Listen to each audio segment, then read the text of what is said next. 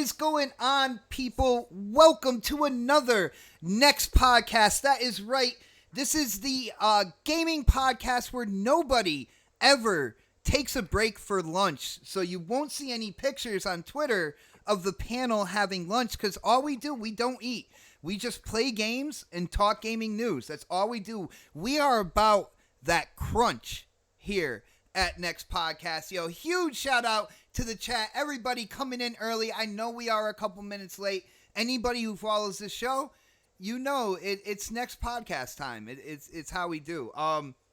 Again, huge shout out to you guys. We are going to have a great show tonight. We got a bunch of topics to get through, talking like Gears 5, talking the Elite controller version 2, Call of Duty, and of course the mainliner, talking about console wars. So before we get into it, we got to do the intros, and I'm going to start with the man who first appeared in the Hangout. You might know him as a gearhead, but guess what, guys? He is definitely a gamer out there. There's a game coming out that he's looking forward to that I'm going to pass on, but none other than my brother, Crispy! What is up, everybody? What is up, chat? Yes, I'm looking forward to the Outer Worlds. I'm a huge New Vegas fan, so I cannot wait to play that on Game Pass. Oh, yeah. Don't even have to pay for it. How about that? Well, since it's coming out on Game Pass, I guess nobody's going to buy it, right, brother? Oh, I know, huh? You know, and be a top 10 MPD or nothing like that, you know, especially multi-plat and all, when all the multi-plats are winning it, you know, most of the time. So we'll see. Nice, man. And we will get into that, but it is great to have you on. We've missed you. I know last week we missed you, and was it the week before that as well, or no? I might have been on the week before, but you know, retail's a bitch, and sometimes you got to work those weekend nights, so it's always fun. Well, it's good to have you back with us, brother, and I can't wait to hear your opinions on the topics we have, but I do have to move on. And going in with the guy who actually came in second in the Hangouts, man. I could not believe it. Coming live from the 405. And you know, he's just trying to talk to the intelligent gamer out there. K Mega! Oh, really, Mega? Oh, that's awesome. Dun, dun, dun. That's about how excited I am, too. He was here. I swear he was here. Mega. Yo. We don't lie. Yeah, man. I forgot. I was over there typing something and I accidentally took knocked the cord out of my head, out of my mic. That's why I'm getting me a new mic, because it's now starting to get on my nerves. So are you gonna go cordless, man? Is that what you're Oh well, do? No, okay, no. What it is that I got a mic from a couple of years back from my boy Lethal Papa, right? And at that time I was so ignorant on how to hook up shit, do shit. So I was like, what in the hell do I need, and how do I hook this up, and what do I do? And now, since I know what's going on, I'm getting all the components for it and then putting it together. I just had to get all the other accessories to it. So yeah, and then I got to worry about always knocking this damn wire out and people saying that I'm loud or I'm not. So get that fixed. Brother, you are making it sound like rocket science right now. I'm just look, saying, man. At that time, it was. It was hard for me to get into Hangouts when I first started doing the podcast and stuff. Like, I'm like, what's going on? How you do this? So it was like, yeah. So all right, I got you. I have evolved. You have come a long way. Trust me, man. We used to talk about OBS, like, you know, what? Send messages back and forth. Yeah. I was the old man. Yeah. Dude, I even made a video on broke it down on how to use it. You're like, nah, that's not working, brother. That's not working, bud. That's like, you got to go piece by piece and help me out, man. So, yeah. But like I said, you've come a long way. And of course, GRG is on and popping every Friday, man. I heard you had a wild show last night, man.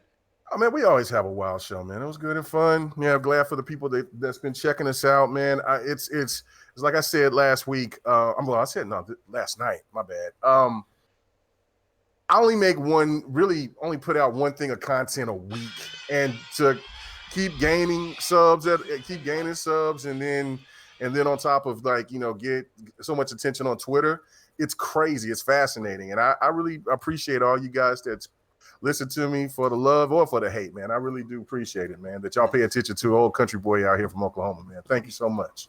Yo, Mega, I was wondering if you could do me a favor. Our brother Lucifer, he made sure the super chat is working, but I can't say that, man. Can you say that for me? So this way.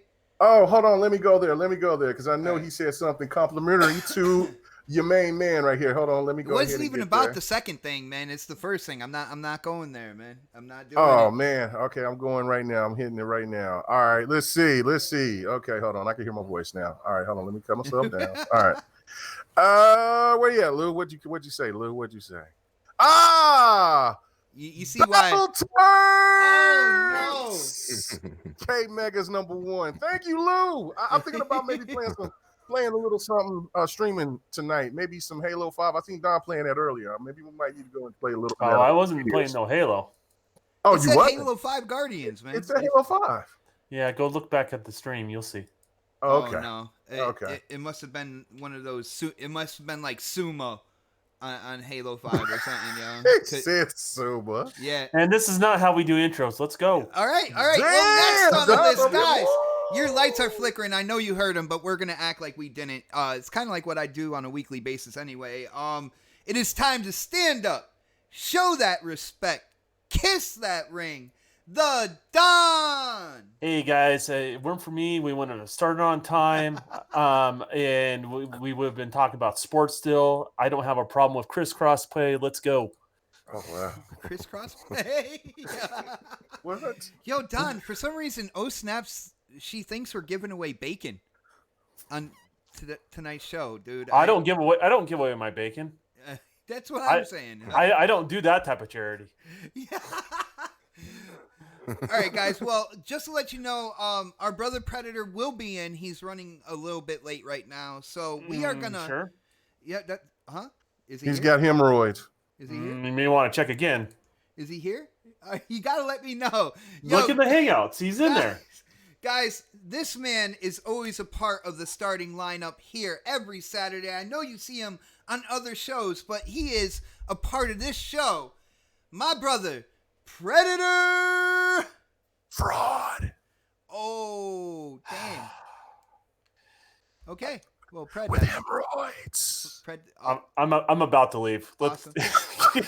He's muted right now. I did give him the intro. We're gonna move on, guys.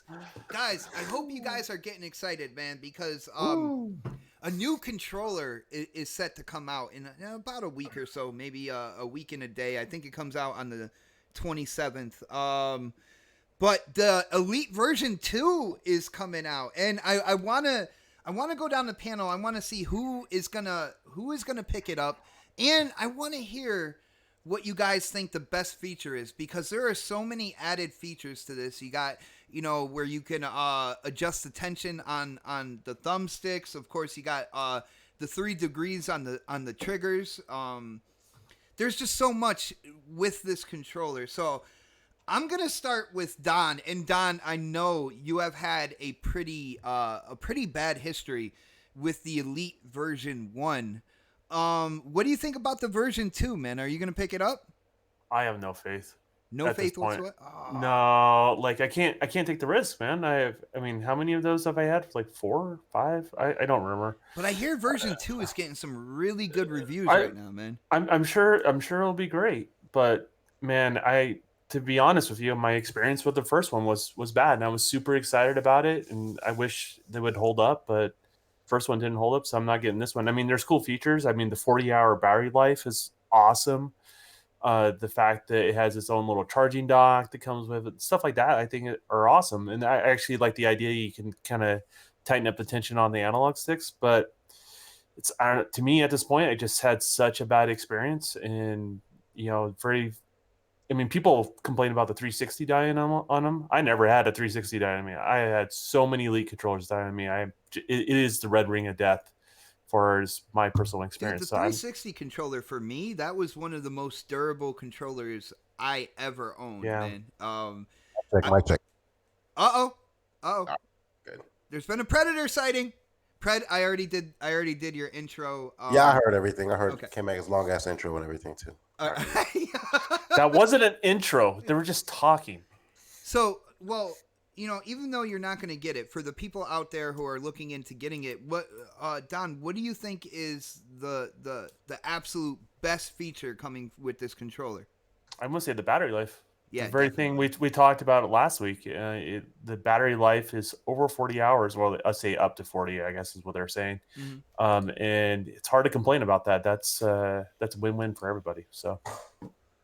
Yeah, and it's good to see an internal battery that actually has a life to it. That isn't like, anywhere between 4 to 8 hours, and then you got to charge it again, man. A 40-hour battery is insane, and I don't know. I think there's also a degradation to batteries over time. So what tends to happen is they end up pulling less and less of a charge. So if your base is at 40, and as time goes on, obviously it's not going to get the same amount of charge, year or 2 years down the road, but it's still going to, still hold up, for the average gamer. You're still not going to see it for a long time, like the average person and how many hours they put into gaming as well. So yeah, exactly.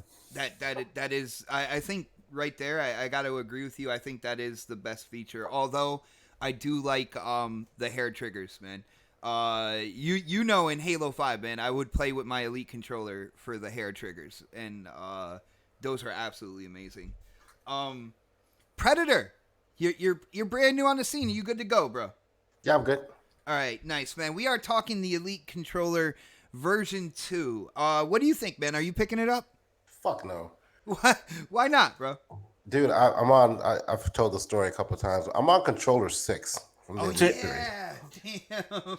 Me and Predator are Elite controller buds. I know shit. The 6th one just went bad last week when I was playing Ghost Recon. Like the rubber came off of the right side of the controller. My other Elite, the 2nd one, the 5th one, the bumpers they pop out. You have to pop it back in. The previous 4, all of them had rubber grip issues or stick drift issues. So like I refuse to spend $180 on a controller again. Like I'm actually at the point now where like I'm going to just buy like the aftermarket rubber grips for the Elite that I have now and just ride this one out, put these 2 out, like until it just destroys itself. And the really crazy part is like I still have my Scorpio edition controller. My Project Scorpio controller. I use it on PC, and no issues whatsoever with this thing. Like, and it came with the ones that came with it have lasted like forever. I still have my original fat controller, and it works. I have the 2 S's that I have those controllers. They still work. Like, there's no issues with them whatsoever. But when I spent all this money on this Elite controller, I've had issues with every single one of them that I've purchased. And so I refuse to spend my hard-earned money on another Elite controller. And I'm pretty sure they've, fixed it and changed it. And let's say if I did get another one, I'd definitely get the warranty on it. Like I was going to ask, is there any way they can like win you back when it comes to the Elite controller, man? Yeah, they can send me one for free. That's the that's right. I know the same feeling, man. I'll trade in these 2 fucking broken ones for a brand new one. How about that? That's the only way they're gonna get my fucking money. Unless someone gives me one or buys me one, like this guy's not touching those things, man. Guy, do you hear that out there in the chat? If somebody would like to donate a version 2 Elite controller to Pred, he is willing to accept it. I'm just saying, throwing it out there. I'll mooch that shit, But my wife should probably end up buying me one, just kind of maybe on my birthday, like next year. But like, here's the thing, like the original Elite 1, whatever you want to call it, version 1, like it hasn't even gone on sale. Like, you know what I'm saying? Like I can't even use that as an excuse. Like I'll wait till it go on sale. Like it won't, So like I can't see myself dropping $180, dude. Brother, on a controller. I want one so bad, but like with us moving to a new apartment, having to pay double the rent, the twins' birthday is coming up. They're October twins and everything like that. I won't be able to get it, man. It hurts. Did I tell you the story how I got 6? No. Okay, so I'll do this real quick. So I bought 1, right? And I had issues with it, and so with the rubber grip coming off and stuff like that. So when I got on chat with Microsoft Chat, I was like telling the guy, look, this controller is broken. I've had it for 6 months, whatever. He's like, we'll send you another one for free. I'm like, cool. I said, do I need to send someone back? Like, no, man, just keep it. We'll send you a brand new one. So I ended up getting. So I had 2. So I found out that if you had at a certain point in time, I don't know, if your Xbox One X was under warranty, your controllers fell under that. Okay. Right. So I had my X and I had these 2 controllers, and I, when the rubber grips came off the second one that I got, I returned both of them, and they shipped me 2 brand new ones. What the? Wow. Yeah. So that was like what? That was number 3 and number 4, right? So now I'm on 5 and 6. I'm having the same issue now. Unfortunately, like, it's been like, forever. So like they're not gonna replace these 2. Like, trust me, I tried. My warranty ran out. That's the only reason I think I couldn't get it, because my warranty on my One X ran out after that year, and they wouldn't take these 2 back under that One X warranty. But if I still had that warranty on the X, I think they would have taken these 2 controllers back and swapped them out for controller 7 and 8. I need to call you when I need to talk to like Microsoft and Xbox, man, because you obviously get the hookup where not so much, man. Not so much. Said Brian says I owe it to Microsoft to buy the version 2. I don't think so. That's a great point. Blades, great point, brother. And I just want to say, Blades, the reason why you saw my name 4 times as a subscriber is I was testing the browser link on my OBS, man. I didn't subscribe to myself 4 times. I just want to throw that out there. That's all, man. All right. And anyway, I can't subscribe. I would have to subscribe, unsubscribe to use the same name. But anyway, let's go to somebody who might have a change, a different opinion here. Let's go to K Mega. K Mega. The version 2 Elite controller is dropping soon. What do you think, man? Are you forking over the $180 for this sucker? Yeah, I will. I mean, it's just my nature. I like to risk it all. But the one thing that makes me change. Look, I'm not mad at. Well, I can't. I'm not going to be mad at anybody. But I won't look at Pred or Don as though they're filling the Xbox brand because they don't want to get those controllers. I mean, because I went through 2 of them. Just the fact of it is that I wasn't going to just keep buying these bastards when they kept messing up. I'm like, yeah, I'm done. I'm finally going to unleash the Ram controller, my Los Angeles Rams controller, and play that, because I ain't touching my Black Panther controller. I'm just not doing that. So it's like, it's like, to me, when I played it at E3, played Borderlands 3 with it, I knew from the beginning it was different because of the rubber handles. That was my biggest pet peeve, because you're right. The first thing to go is the rubber handles on your first Elite. It's like, damn. All right, and then that feels weird. Couldn't they use better glue or something? Damn. No, it is not even glued together. It's like put together, and then it's placed in there's a little hole in the back. I don't know. It's slotted, man. It's slotted. That's the right word for it. I was never going to figure out how to say it, but it just wasn't. It wasn't glued on though. But I'm pretty sure that the people that's had it probably glued some shit to it. But once that come off, then it already feels kind of weird and uncomfortable, because you're feeling on that slick surface on the back, and then you're trying to hold on to it, and then it might fall off sometimes, and you're in the middle of playing an intense game, and you're like, God dang! And then the next thing that seems to go for me is the triggers. Really? And so, yeah, the right is the bumper. The left bumper is the first bumper. Yeah, well, I said the trigger. Yeah, the bumper is the first thing. The left bumper is the first thing to go for me, and that shit is it's weird. I'm like, come on, and the sad thing about it is that those 2 things feel the cheapest out of the controller. Everything else feels fine, and I haven't had the issues with the analogs. I haven't had any issue with those at all, but I totally understand that. And I went through 2 of them, and I got my other one. It still works, but I just put it in my little drawer thing right here in my game room, and I haven't looked back. Like, I've just been playing the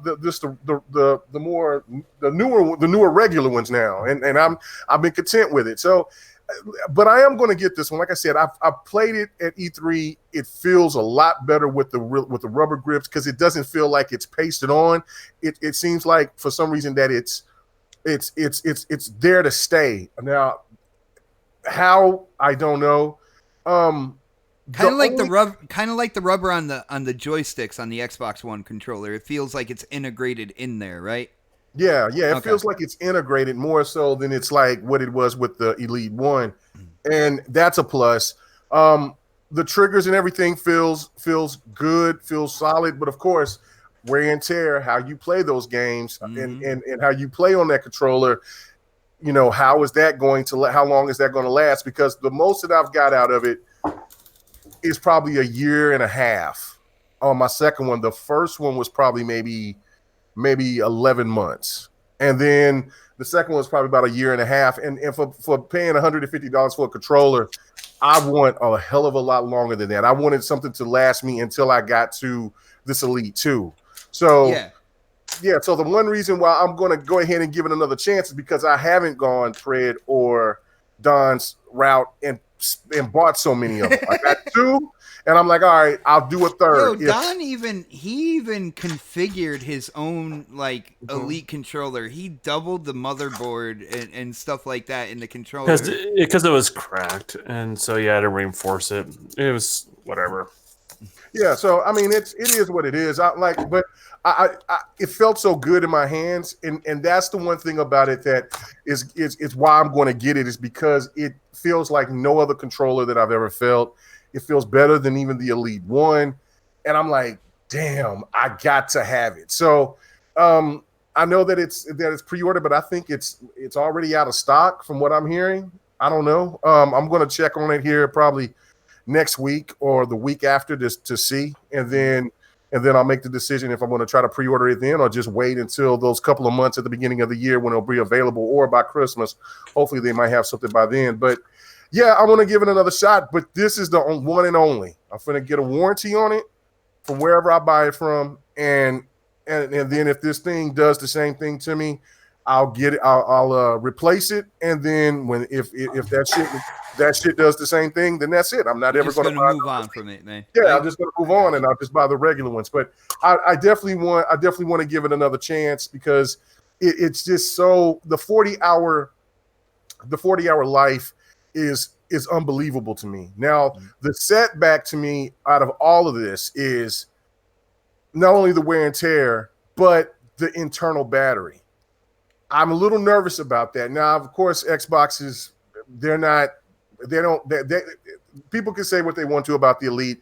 The Elite controller still isn't a half-step controller. It's just that I guess a lot of us, we play so much game. We game so hard, so much that maybe they weren't anticipating that some people just goes balls to the wall and play hours of games when they have the time. And hopefully they've adjusted to that. And maybe that the fact that, with that internal battery, it's like, I don't know. I'm giving faith for Xbox for that, but it just reminds me of the PlayStation controller, the DualShock, and that thing, once that goes out, that shit is done.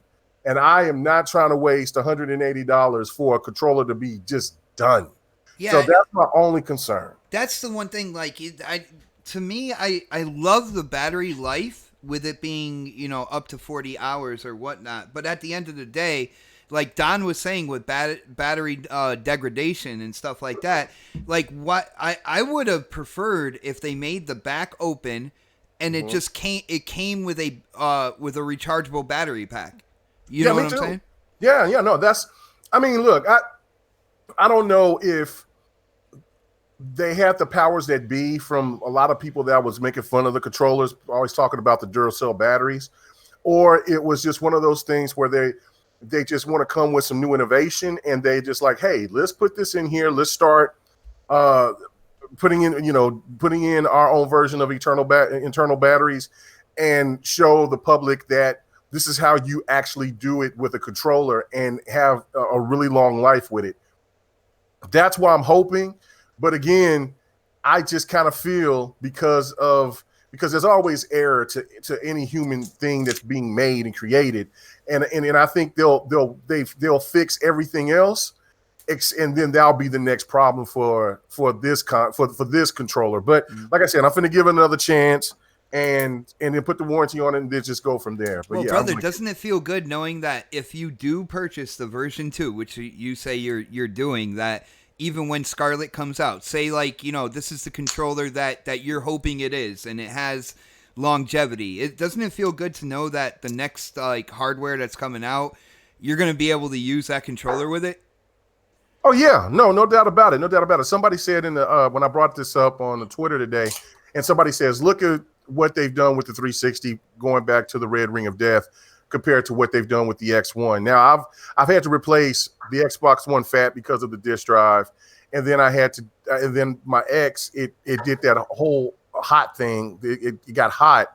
And I got replaced, and I had them both replaced for free, so I can't complain about that. It's still an inconvenience. You don't want any product that you buy that you got to take back. But going back to how many 360s that I bought due to Red Ring, hell yeah, it's been a big difference, and Xbox has fixed that problem. So for the most part, so with the controller, only thing you could do is just give them the benefit of the doubt, and then just see what they can do with this. But if it does the same thing with the Elite, then this will be my last Elite. Period.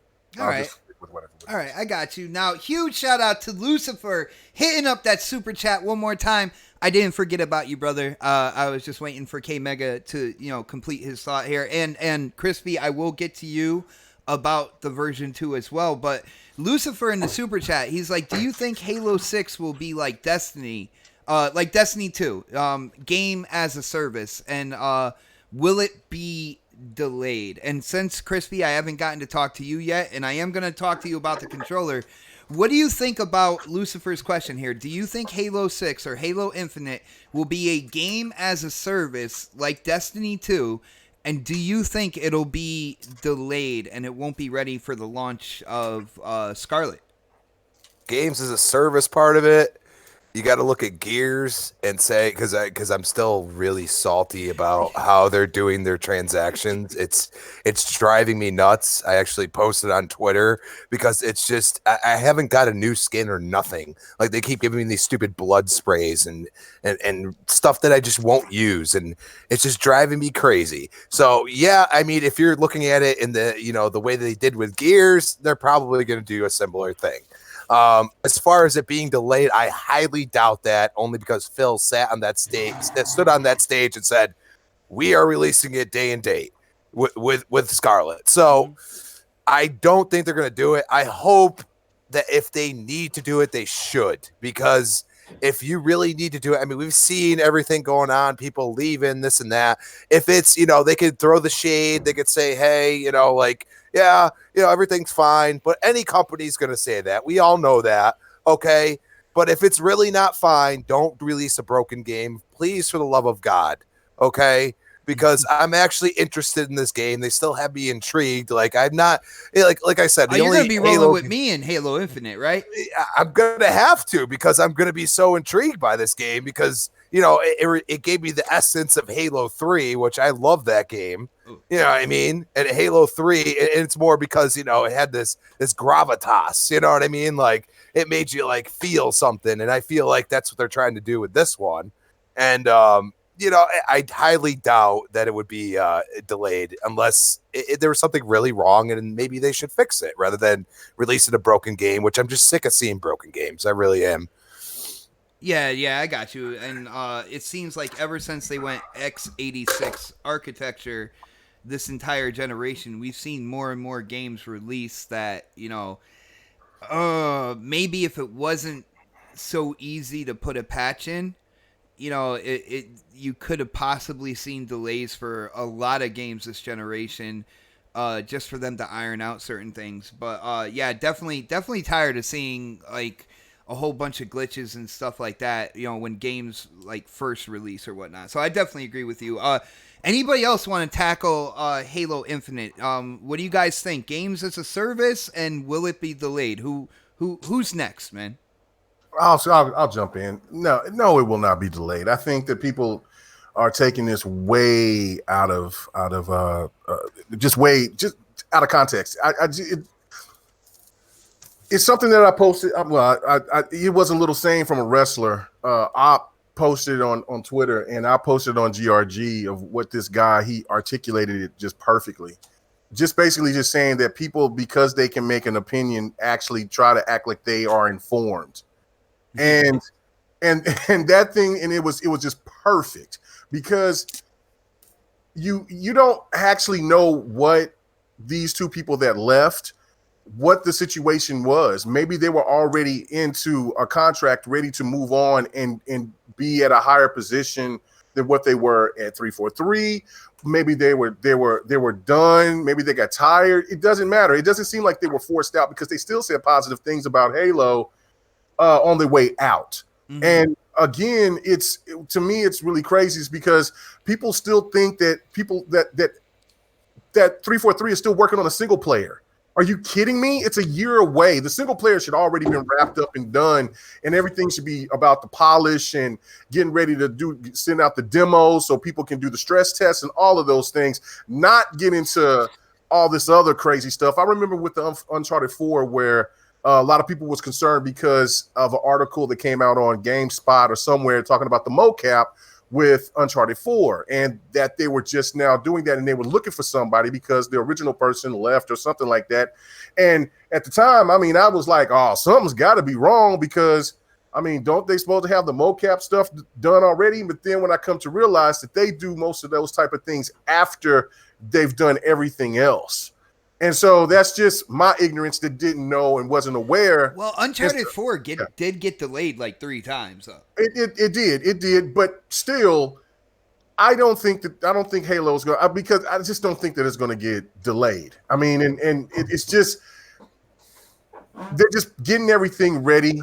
And if it does get delayed, okay, is that a bad thing? You want the game to be perfect. You don't want the game to be wrong, but I'm going to stick to my guns and say it's not going to be delayed. I don't think anybody should worry about it. It's a double-edged sword. I definitely want the game completed, but I definitely want the game ready for the new hardware when it comes out, man. I think for the PR point of it, they have to release that with the launch of the new Xbox. They have to come out at the same time. If it doesn't, it's going to be like another slap in the face. Yeah, I agree with that point. So they have to stick to what they're doing. The one thing that I don't want is to have another Crackdown 3 moment, because Crackdown 3 could have took another delay, and it needed to. well, not for anything, because like I said, I love the story. I thought the story was fantastic. It was that multiplayer when you couldn't have friends play with you. That was the fall. That was the nail. I enjoyed the multiplayer. Right there, I thought the multiplayer was fun as shit. Oh hell yeah! But. And it took too long, because that was the one thing that I said to them when they posted that. I said, as long as it doesn't take too long, all is forgiven. And what happened? It didn't really drop until what, June? I mean, I was like I was on my way to E3, and then I think that they dropped the information saying, "Hey, you could do it now." It's too late, Jack. People playing Mortal Kombat, people playing everything else. It's way too late for that now. So, we know that Halo is a fine-tune machine. They got so many people working on that game. I don't have any worries, not one bit. I think a lot of people are just wanting to. There's some certain people that wants to have something just negative to say about Xbox, and I just think some there's Halo people drama. People need that Halo drama, man. Right? And I just think there's other people that's just worry warts because they've listened to so much negativity throughout these last 5 years that's all that they think, that the bottom is going to fall out for Xbox, and there's not been one Halo that's came out that was a fail. No Halo. Now, you may not like Halo 5 story, but the story was intact. The multiplayer was fantastic. The multiplayer was intact itself. Everything is fine. I don't have anything to worry about. They kept adding to it month after month after month. I'm not worried about that at all. Nice. I don't. Yeah, we're not even going to see the same shit that we've seen with Gears 5 with the multiplayer. That's just my thoughts.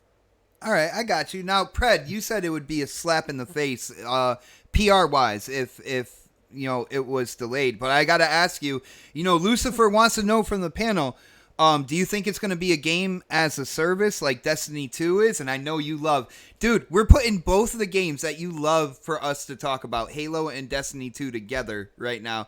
But do you think it's going to be a game as a service? And at the end of the day, do you think it's going to launch on time, or do you think it will be delayed and they'll get that slap in the face, man? You're really gonna make me talk about Halo and Destiny a whole Hey, dude, you fucking can year blame out. Lucifer. He hit the super chat. We got to talk about it, bro. So, game as a service, I don't think so. I think they'll go the same route they went with 5. I think they were really successful the way they did the what was the cards or whatever they did. The rec packs. The rec packs, yeah. I think they'll go the same hope route. they do that, man. And you know, it was different than Gears 4 as well. So anybody who thinks they'll do something similar to Gears, there's no track record of that. But go ahead, brother. Yeah, I think they'll. I mean, it's proven to work. I mean, I think they made a lot of money, and it seemed to, like, I don't remember anyone complaining about the rec packs. You know what I'm saying?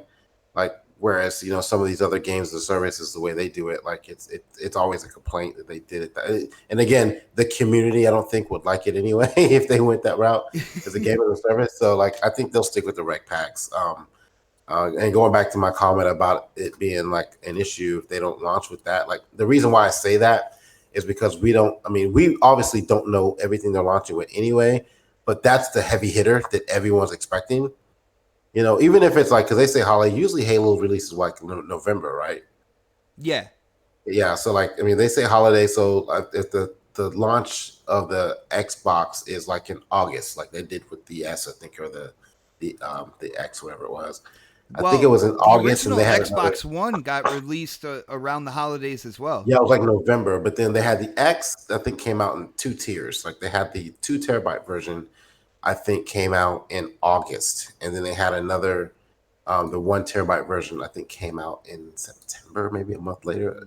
Correct me if I'm wrong, but if it comes out like that around that time frame, like August, September time frame, and then Halo comes out, I'm okay with that. But if it comes out like, let's say the box drops in November and Halo releases like in April, I think that'd be a fail because they had to push it back, whatever. But I'm not concerned about the people leaving it being. I think that if worst case scenario, they'll just crunch it out and put the game out, and that way, even if they have like a beta or something like that, I'd be cool with that too. But I think they'll still get it out on time because I think they feel like they kind of have to have this game released when the console releases.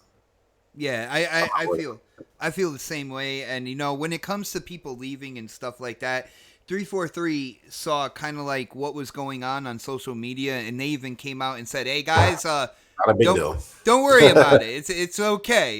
You're gonna get the game, and it's gonna release when we said it's gonna release." And I'm glad they came out and kind of killed that noise because it was just gonna fester and make it like Microsoft sometimes, just in general, everything under the Microsoft umbrella, they have a tendency to keep news like that to themselves and just let the community speculate, and that speculation just grows and grows and grows and grows, and it turns into something that's not necessarily true, but people start believing it because they've heard it so much. So yeah. I'm glad they came out and just kind of said, "Hey, this isn't an issue. Calm the fuck down. Calm your tits. Everything's fine." Put it like, kiboshed it because, and the really fucked up part of it is like, that's the first time I've seen that happen from Microsoft, when they could have damage controlled things from the beginning and kind of put everybody at ease. Yeah, they just stayed quiet. They stayed quiet, and everybody's kind of like, again, speculate. So good on them for getting that information out to the public and let people know that everything's fine, and they need to follow it up with some gameplay. Yeah. We need to see the game, people. Yeah. Yo, Don, you've been kind of quiet. We've been going on and on. What do you think, brother? Halo 6. Do you see it as a game as a service, kind of like Destiny 2, and do you think it will be delayed? If it's like Destiny 2, I'm guaranteeing not going to pick it up. I don't want that from Halo. Like, I'm looking for 343. If you're watching right now, please don't make it a game as a service. I've been looking forward to Halo Infinite as the next game that I am going to go in with the Don, just like we used to in Halo 5 Guardians, and mop up the arena floor is what we need to do. So no GAS, man. Yeah, I just want a proper Halo game. And it doesn't mean they can't innovate. It just borrowing from what other people are doing is not innovation. Is the way I look at it. Is just kind of taking inspiration from other people, and then applying it to a product that now it starts becoming what it's not. I've been very vocal. I'm not overly excited about this Halo. It started with the art direction. It's making me question things. There's some bits of hope here and there. Like the Spartan ability type thing on the screen. Yeah, right? that was found by another user. Well, that good eyes on them, man. Because exactly. I would love to take credit for it, but it wasn't me. That gives me a little bit of hope. But and I know a lot of this game as a service thing. There's nothing from 343 they've ever said that's leading to that. No. But what it is, it's the public is openly speaking out and assuming that's the case, and and it's one of those rumors that keeps, or talking points people keep passing around, and I don't know if people are really excited about the concept of that, or if they're just kind of regurgitating and they're excited because it's Halo or whatever it may be. But yeah, I don't want a Destiny-like type experience from Halo. I want a beginning, middle, and end to my story. I want it to be solid. I want the multiplayer to be available at launch, not piecemealed out. And I actually like the rec packs. I don't think they're going to stick with the rec packs because of all the drama associated with them. Dude, why not? It was so fair. In well, you Halo and I 5, both like man. it. As I said, I like it. But I think because the perceived drama associated with rec packs, I see them dropping it, unfortunately. So it's not what I want to say. It's not what I want them to do, but that's how I see it going. So it's up in the air. And I'm not one of those people that hates on 343. I actually like 343's games better than Bungie's. And people are going to hate me for that, but those are the ones I like. Well, dude, you can see, I'm not sure. You can see between Halo 4 and Halo 5. With Halo 4, you can see the talent that they have with producing a campaign, an emotional story that by the end of it, man, it'll rip some tears from you. You know what I'm saying? And then with Halo 5, they showed that they can make a high-class, dare I say, competitive MLG type format PvP. So, with those two games, they showed that they can do both sides of Halo. You know what I'm saying? Well, and here's the thing. People give, like, Halo 5's campaign, a bunch of crap. But to be honest with you, I think I've played through that more than I played through Halo 2's campaign. Or Halo 1's campaign, or Halo 3's campaign. Definitely Halo 3's campaign. Gotcha. Yeah, but you see what I'm saying? Like, I played through that campaign more than any of those other three. And even Reach. Actually, no, Reach might be the exception there. But, for the most part, I just don't know. I don't know what their direction is. And the art direction's got me a little bit worried. It is a really bright green, dude. Whatever, that's a shader. That's not a big but thing no, to it's really bright. It's like how is that supposed to be even a camouflage type green? But he just looks. It looks old. It looks dated. If you look at old Star Trek and old Alien stuff, and if you look at their screens, you're like, damn, I have more advanced stuff in my pocket, right? And so it just looks out of place, right? And then that's kind of how I look at it. It's just like, oh, I got body armor I wear when I mountain bike that's more advanced than the latest Master Chief look. So I'm like, whatever. Dual purpose in the chat was like, emotional story? Is this Les Miserables or a military shooter? Oh man, really, bro? No, they did a good job. I like Halo 4's story the best out of all of them. Halo 5's my second favorite, and I think Reach would be my third. I cannot wait for Reach to come into the MCC. But before we put Predator to sleep, let's move on here, okay? Crispy, I didn't forget about you, man. Version 2, Elite Controller, $180. It's coming out soon. Are you getting it, man? I'm going to have to buy it because I just had my white one break. So I've had every version of the Elite controller. I've had the Gears 4 special edition. I've had two original. Yes. What? I had two original Elites. That was like $200, right? Yes. And I've also, my white one just broke. So I've had all 4 versions. They have fixed nothing in those 4 versions. So anybody trying to, unless this thing goes down to $80, do not purchase it. And I'm just telling you this. And the only reason why I'm going to purchase the version 2 is because I'm stuck on the paddles. Okay. Yes. I love the paddles. Yes. All right. They are part of like how I game now. So now I'm screwed. Okay. They got me. All right. And the one you thing I sound can mad tell about you, it too, brother. I am mad. I am really mad because they got me. And I'm going to tell you something right now. I have had every single thing possible on any one, or I've had actually everything happen to one controller. I've had the stick drift, I've had the bumper broke, and I've had the grip come off all on one controller. Okay. So I'm going to tell you, I'm going to buy the warranty, and hopefully wherever I buy it, it's going to be the extended warranty, because I'm not messing around. I'm not spending what I've spent.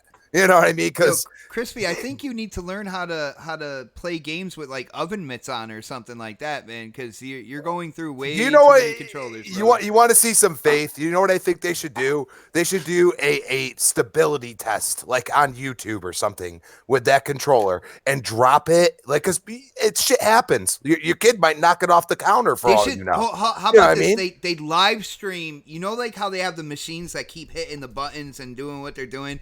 They just live stream one controller getting repeatedly banged on by the machines until it breaks, and see how long it takes, man. No, you just have a camera of my thumb pushing on it repeatedly. But seriously, they'll see my thumb. They're like, "Oh man, that thing can hold up." You know, but that's something that, you know, I've experienced it all. Everybody's gripe about it, I absolutely agree with. The one thing I could say is the 2 best features of this one is the Bluetooth, because the other ones, if you didn't realize, are not Bluetooth. Okay.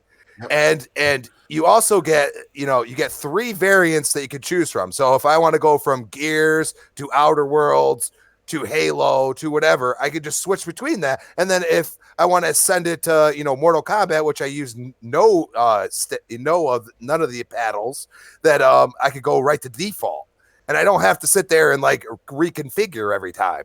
So I do like that too. So, at the end of the day, I mean, it looks promising from what I've seen from the controller in terms of the rubber grips. Now, when they did kind of like the explosion, when they first kind of unveiled the controller and they showed the insides, one of the first things I looked at was the right and left bumper configuration when they exploded all the buttons out and everything. And I'm like, that definitely looks a lot better than what they were doing with the Elite version 1. Unfortunately, like I said, I would love to get it day one and test it out, for everybody out there in the community. Let them know whether or not it's worth it. But I can't afford $180 for a controller right now, so I'm going to have to possibly wait for my birthday in January, maybe? Maybe people will come together and throw down $180 for a controller for me. I hope so. I had issues with 2 Elite controllers that I had, and I was really upset about it because when it came down to it, I was in Crispy's boat. I got used to the paddles, and I didn't want to go back.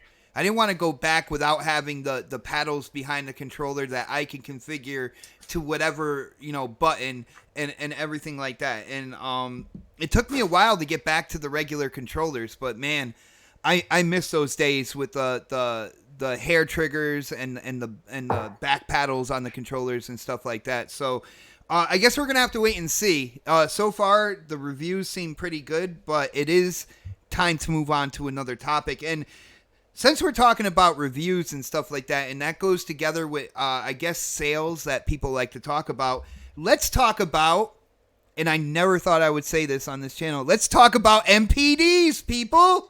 Oh my goodness, man! Because there was a shock to the system. All those people out there talking about they're gonna play this certain exclusive for $1 with Game Pass, and how nobody was gonna buy the game. Guys, I am talking about Gears 5 and the MPDs released, and when it came down to it, Gears 5 was in the top 10 MPDs for all games, and it was 3rd place for Xbox One games and MPD. Now, Pred, I know we talked about this last night, but I'm going to start with you, brother. What do you think about this information? There's people out there talking about people are going to play it for $1. They're not going to buy the game.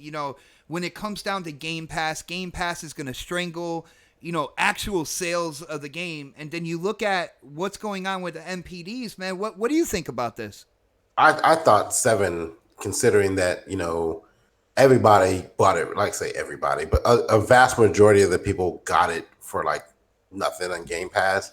For it to show up at 7, and I'm not damage controlling, I really think that that's really pretty good. Because that just counts sales. I don't think it counts Game Pass, right? No, it only counts sales. Like it only counts sales. So like I think that for it to be in the top 10, considering like because again we had this conversation last night. I haven't bought an Xbox exclusive in God knows how long because everything's in Game Pass, right? I haven't purchased a game in forever that Microsoft has put out. So like a lot of people actually physically they actually bought the game, and I was surprised about that. I really didn't think about the whole MPD aspect of it until I saw it. I was like, well, damn, that's actually pretty good, number 7. But some people try to spin it like, oh, Gears, like it's usually number 1. Like, it should have been number 1. Like, well, maybe it had, if it would not in Game Pass, and maybe it would have been number 1. But I think a lot of people got it on Game Pass. I think a lot of people actually purchased the game as well. So for it to be at number 7, like that's a lot of lost money Microsoft lost that on. But I think it was pretty good, to be honest with you. I don't really see the big issue with it being at number 7, considering the Game Pass aspect of it. And I don't know if that counts Steam's numbers either. And again, I don't think it sold a lot on Steam, but a lot of those PC guys are kind of like, this is me as a smart consumer. If I had a PC and I was one of those Steam enthusiasts and I knew I can get Gears for $1, I would not buy it on Steam. I would get it to the Microsoft store. And it's like, because those guys are fickle, right? We've had this conversation before. Like, I'm not going to go and get it from the Microsoft store. Fuck that. But it's $1. Like, well, let me rethink that. So like, I guess I'll get it on Microsoft. Microsoft store is trash, and they'll still buy it because it's $1. But like, if it only came out on Steam, I would have loved to see those numbers. But since it came out in the Microsoft store as well with the Game Pass and everything like that, I think it did fairly well with it being number 7. Nice. Now, what do you think? Like, and I know you're not like in Xbox's camp or anything like that. Do you think that with how like surprised you were with number 7 in overall MPD and stuff like that, do you think the Xbox division is happy with what happened with Gears 5 with launch when it comes to Game Pass and digital and physical sales, man? I think initially, yes, but I think long term, no. Really? And what I mean by that, because like I think a lot of people got that game, they played it, and they're done with it. And because we discussed this before, like a lot of people aren't really into the multiplayer. They just want the story for Gears. And there's some people who really like the multiplayer for Gears. But like the people who are not the multiplayer fan base, I think that those numbers, and we argued about this. I think me and Crispy got into it last couple of weeks ago. Like, I want to see what the active user base is a month or 2 from now. Like, will it still hold, what it had before when it first came out? Will it still hold a considerable amount of people, or when they start releasing DLC? Well, that's what Gears and Halo are known for. They're known for active users. If that's the case, then they're going to be happy with that. If they can bring those people back to it and have them purchase Game Pass again for another month just to get the new maps, I think they'll be fine with that. But if no one comes back to it, then I think they're going to be like, okay, well, shit, maybe this didn't work out the way we wanted it to. People just got this game for $1 and they're not coming back to the shit, so I want to see what those numbers look like and then go from there. But I think initially they're pretty happy with what they did as far as having the people on it and playing the game and being exposed to it. It got a lot of exposure to the Xbox brand, which is what they kind of need to do. But I'm concerned about how many people who are not the hardcore, how many people they gained. Because Crispy's going to play it forever. So like he ain't going nowhere. Well, but he's next on my list of people to talk to. The casuals who jumped in it. Let me try it because I've never played Gears before. Let me try. Let me go after Pred. And let me go after Pred. He pulled seniority on you, Crispy. I'm sorry. Sorry, man. Crispy. I'm done. Go ahead, it's cool because I will gladly destroy that whole notion. But because Crispy is the diehard Gears fan. I'm in between. I'm a Gears fan of the story and really just now starting to get into the multiplayer. So I would call myself a tweener. So okay. So you haven't been called a tween in a long time, brother. A tweener, yeah. But the tweener. All right. So sorry, Crispy, but I was about to jump in, and I don't want to jump in on anybody saying something, but this is where I got to disagree with Fred on a lot of these things, right? Because of this factor, right? He said, well, PC guys are fickle. So if I was a PC guy, I'm going to go ahead and I'm going to do what? Get an Xbox. That's one positive. That's something for where somebody can look at. I didn't say that. I said they're going to get Game Pass. Okay, they're going to get Game Pass on PC. Right? On PC. Yeah. Okay, cool. But that's another person that's registered on Game Pass, and there's still games that's going to be available that's going to keep you on Game Pass. If you don't think that Outer Worlds is not going to bring people is not going to have people stay on that, because right now they would be at that, if they just now signed up so they could go ahead and they could play Gears for that so-called $1, then they would be almost up. And that means that they were going to have to re-up here pretty soon. And therefore, you got another game that's there. You got these third parties that's there. You have, and even on PC, you have even a better selection of games that's coming out right now than what Origins is got available. Well, and definitely better than Origins, man. Yeah, yeah, I'm saying, I mean, for right now. I thought you would say Game Pass console, and I'm like, dude, you're wrong there. Well, no, I'm talking about for PC. Okay. So that right there kind of puts the benefit of what Game Pass really is, because there's probably people that do not like on PC the Windows Store, but they'll tolerate Game Pass because they feel that they're getting over. Well, I did say that it brought them exposure. Yes. So I think that's what Gears did. They needed it. So like, yeah, you're right. Like they may stick around and get Outer Worlds, and if that's the case, then yes, that's perfect. That's exactly what they need to do. I think a lot of people tried out the Microsoft Store that normally wouldn't have done it on the PC side. Right. And that right there is a win for them. They got to keep them. That's the issue. They got to keep them there. They got to keep them right. Now, I think that what we see, especially with the Epic Store, that PC gamers will go over to the other side and do some other things if the incentives are tantalizing enough.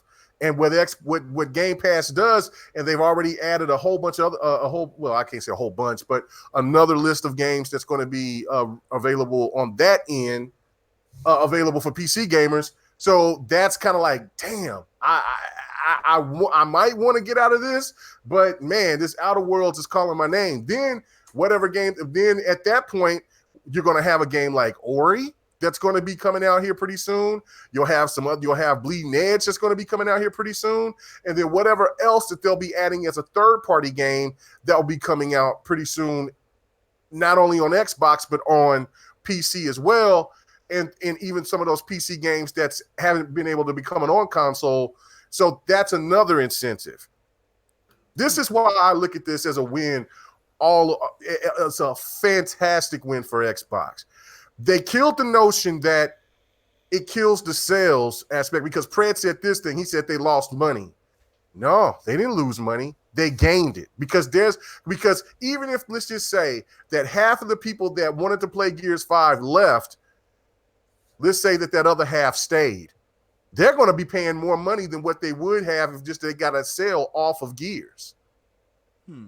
You got to think about that. I think another thing. I think another aspect, K-Mega, is that Microsoft and Xbox are getting gamers accustomed to a subscription service, and the reason why that's good for Xbox and in turn good for gamers is they are creating a constant stream of revenue. I get so upset when people are like, oh yeah, you're gonna play this game for $1 and this game for $1. It's like, that people, dollar ain't gonna last. Well, people out there, they found this like loophole with it. I never heard Xbox say this, but they stocked up on Xbox Live, and then they put the $1 to upgrade it to Game Pass Ultimate. So in all actuality, it wasn't really a $1 if they put in money for Xbox Live first and then used the $1 to upgrade it. But with having that constant stream of revenue, you always got, you always have money coming in that's going in to fund new gaming projects that are going on within first party and keeping the investors happy because there's revenue rolling in. Right. And then also think about this. Xbox also tapped into the traditionalists. Like, I bought Gears, I bought the Ultimate Edition. I'm going to support some games. I'm going to support as many games as I can possible. But I knew that we're in the onslaught of big titles coming in at the end of the year, and I have to decide of like which games that I want, which games that I don't. Like, I'm really hyped for Outer Worlds, but because I'm very interested in COD this year, I went ahead and I got COD, and I'm going to get Star Wars, and I'm interested in Need for Speed. So, dude, I want Need for Speed too. And I'm very hyped for Civilization 6. So I'm kind of like, damn, there's just too many games coming out right now. And then what does Xbox provide for me? Outer Worlds on my on the Ultimate Game Pass service. I don't have to pay for it. I feel, and this is how I feel like I've showed my support to Xbox by buying the Ultimate Edition of Gears. Now I feel like Xbox is returning the favor back to me by letting me play Outer Worlds through Xbox Live that I got until 2023. Yeah. So again, it's like, why would I want to let that go when I have these options that no other company is giving me? PlayStation's not giving me this same luxury. Steam is not, Epic is not, Sony is not, Nintendo is not. So why the hell would I want to let that go when I can play certain games that I've always been anticipating to want to play, but I just didn't want to shell out the 60 or whatever, however much that is at that time. And instead of waiting for a sale, I can go ahead and play that game. And then I can knock that out the park and then go on and Mega, with something else. Just real quick, I want to touch on something. Southpaw in the chat said, still not spending the standard $60 for a game, so they're losing money in my opinion. And I just want to correct you, Southpaw. No. They might lose some money at the very beginning release date, but over time they are constantly bringing in $10 a month from so many that's what gamers. I meant by that comment 15. earlier, like the initial game sales. Right. Yeah, and that's why I was like, I had to say this point because really think about this. Okay, so for people that supposedly, the whole little notion, it's $1, right? Okay, it's $1, right? $1. Okay. I'm shaking my head right now. You can't see it, but I'm shaking my head. No. I'm saying for what they're saying, right? Yeah. Okay, so for that $1, all right, and look at where Gears was placed in the top 10 out of all the games that came out between the first half of September to the first half of October, and it's number 7. Now check this out: Borderlands 3, all-time record sales for any Borderlands that ever came out. NBA 2K20, all-time records for any NBA 2K game in its history. Now on the Xbox, it's number 3. On overall sales, it's number 7. Mm-hmm.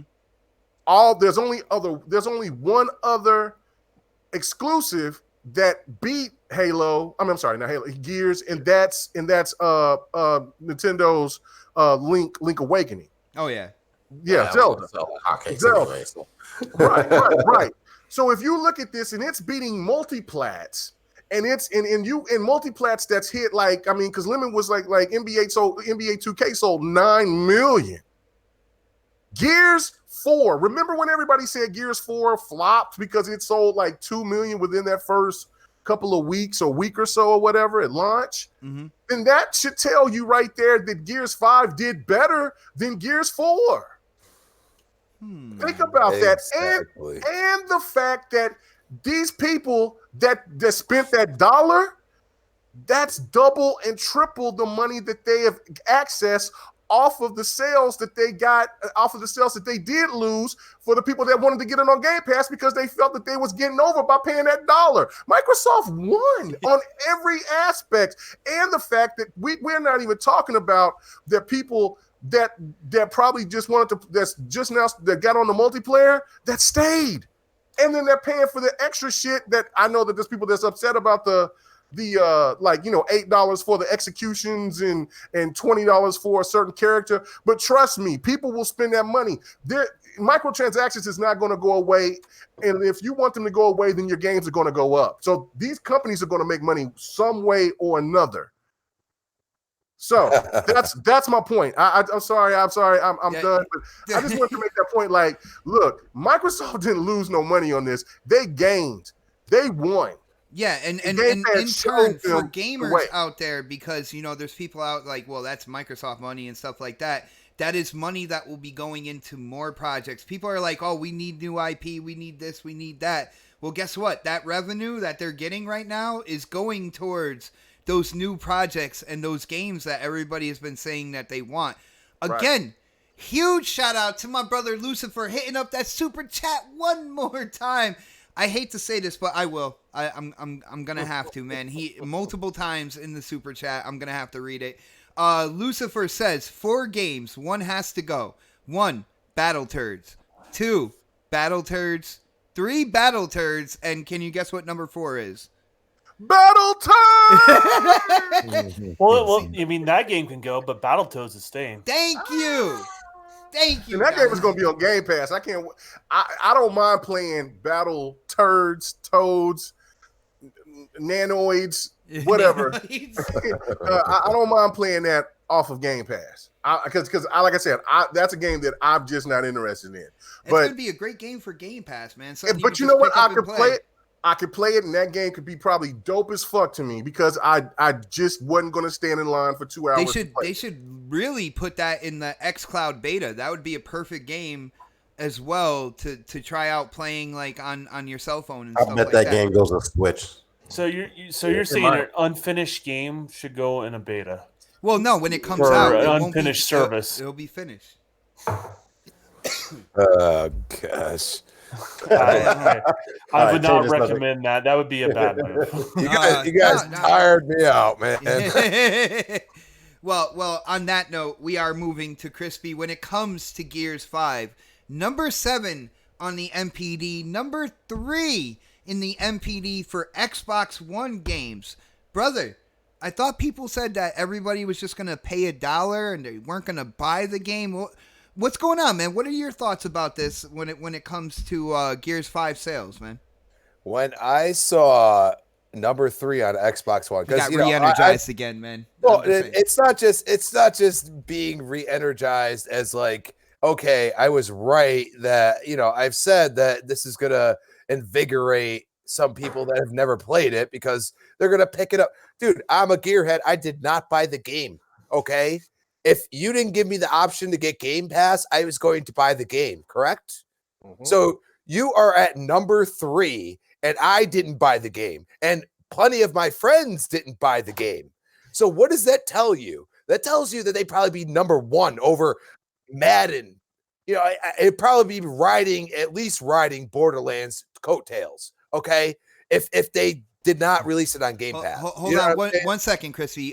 Dual purpose. I just want to let you know it was number 3 on Xbox One games, beating FIFA 20. There you go.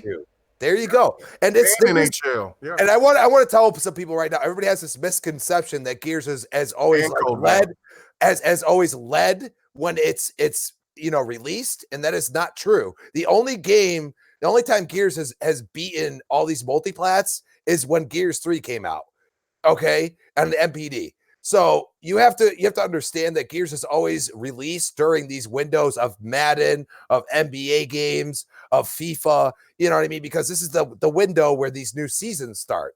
You know what I mean? So this is when they release their games, and these multiplats, these are sports games. People love sports, so we're at that point. You know what I mean? This is what it is. Like, you have to battle some of these juggernauts that have established communities. And one thing I can tell you is Gears has an established community. And you know, I booted up Gears 4 right before Gears 5. And I booted up Gears 4 6 months before we even saw anything from Gears 5. And I'm going to tell you right now, I could get in the game in a second. And the one thing I always do is I warm up in a social game. And every time I jump into a social game, especially in Gears 5, more than Gears 4 ever had, there's level 1s, there's level 2s, there's level 5s. You know what I mean? And there's people that have never played the game. You could tell, you know what I mean? And rather than being, you know, because clearly I can just destroy people, but rather than being like that, I kind of say, well, he don't know what he's doing. I'm not going to do that to somebody. You know what I mean? And that's the way I am. I know not everybody that I play with How is. come I think you're edging towards your whole supersonic thing right here, man? I don't know why. I feel like that's you know, if you watch the mixer after, you know, his whole deal, you understand that, you know, I'm on a different level, and that's fine. You know what I mean? And that's the way it goes, okay? And I'm not going to sit here and gripe about it, but I mean, you know, to take like single parts of like, you know, like, no, just watch the whole stream and have fun, okay? But in general, like, there are new people joining the game. I'm highly enjoying that it's in Game Pass. I really am. Like, it is making it more fun for me because, you know, sometimes I'll get that person, I'll be like, hey, like, you're really good. Can you show me some shit? You know what I mean? And I'll go into a private with them and I'll show them stuff. And they'd be like, man, like, once I see it, your point of view, like, I really like this game. And I'm like, see, this is something that I never had. You know what I mean? Like, you had to purchase the game, like outright, you know, pay the $60 to $80. And now you don't have to do that. And it's actually more fun. I get to meet new people. You know what I mean? It's Crispy, not... there is a message to you in the chat, by the way. I just want to put it out there. Oh, there he is. Oh, how you doing? It's like he has ISP, I swear. Like oh. Internet service provider? I don't know what ISP is, man. I know. Nasher is noob, and you know, oh, God forbid, like, you know, you don't know how to, you know, use the Lancer and forget about it. Like, you know, the Nasher doesn't do anything, and it's just completely noob. Even though if you can't learn the Nasher and you call it noob, then I don't know what to tell you. But on that note, if you haven't played the game, play it. I mean, at least for the campaign, you don't want to get in the multiplayer, but I mean, you got Horde. I mean, Horde is actually way more fun. I like this version. I know some people say they go back to 4. I like this version. I like the abilities. You know, they just added the Dark Fate version 2 pack with the other characters in it. Go check that out. Unfortunately, they're charging like $20 for it, which, like I said, the microtransaction thing is pissing me off. But well, that's the thing that you've been critical about, and that is a true fan right there. Like when it comes to stuff that you feel is unfair to the community or whatnot, you're critical on that note, but you don't just completely bash the entire game because of one aspect either. Well, I mean that part, you know, I understand why they do it. I mean, we see what Fortnite does. They kind of took a mold from Fortnite, I think, in my view of it, you know, and we as a community in Gears 4, you know, complained about the you know, the crates and everything, and it just turned around on us, and it kicked us in the butt and said, well, we'd rather have the crates back. And that's our problem. I mean, we all complained. I complained about them, everybody else, but now I have no skins. I have nothing because, you know, I do work. I do have a life, and, you know, I can't play it as much as some of the people I play with. And I'm just like, you know, I have nothing. I look the same as when I started the game. And you know what? That's the only thing I'm mad about. I mean, it just fix that. Like, do something. Did you just say hashtag bring back loot boxes? Oh! Yes, I bring back the boxes. At least I got 5. At least I got 5 things in every box. Yeah, that's interesting. And you didn't have to pay for that, right? No. Yeah, and they made money on the people that wanted to pay for that stuff, right? Exactly. It was a perfect system. It was. It's like system. Socialism, the game. Yeah. There you go. Just saying. All right. On that note, we're gonna move on to Don here. Don, what did you think about these MPD numbers? Now, you know, for people who don't know, Don is an independent developer, and we love having him on the show just to give that perspective when it comes to gaming news as well. So, you know, with you having that background and everything like that, you know, I can pretty much guarantee, like, when you release your game, you're gonna want to see it succeed. Now with Game Pass and people saying that nobody was gonna buy the game, they're just gonna play it for $1, which still gets under my skin so much. Dude, what do you think about number 7 MPD, number 3 when it comes to Xbox games? Is this a success, do you think, man? Well, here's the thing. It's been increasingly harder to figure out if a game's success on any platform because you don't know what they're spending on a game and you don't know what the profit is, right? Like the goal is always to be more profitable than what you spend. Now, the whole point of a lot of what the industry is going towards is lowering risk. That's the whole concept, right? So that's anything from, games being indie to having these loot boxes to where you have a continuous revenue stream to basically having these services like Game Pass. That's the general idea, is like instead of possibly making all the money up front, and if you don't make that money up front, then you're screwed. Basically what they have done is they've lowered the risk and they spread it out over a greater period of time. So that's the goal. And that's the goal. It seems like very obvious to me. Do I know if Gears made money on it or not? I don't know. But did it increase Game Pass? Sure. It was successful at that. Did it help the brand name that people are being critical of Xbox? Yeah, it did. Was it a good game? Sure. At this, if Microsoft's willing to make the money in the long run, then don't worry about it. That's a them problem, right? That's not a you problem. Be a gamer, not a shareholder. You know what I mean? Well, and that goes for if they want to release it on Steam. Guess what? Steam is one of Microsoft's biggest customers, so that means they give money to Microsoft for Steam.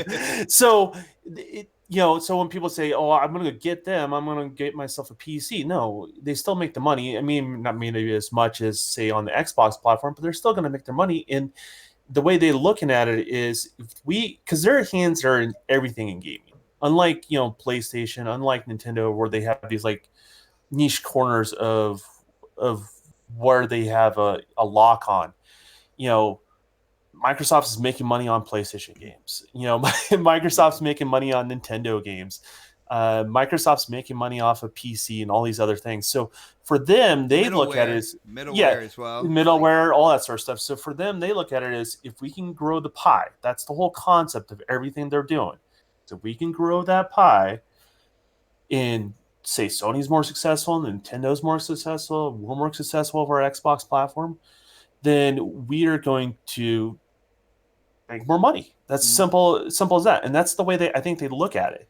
And so things like Game Pass, and I've said this before, okay, let's say you don't buy their exclusives, right? But you sign up for their service, right? And you're continuously signing up for their service.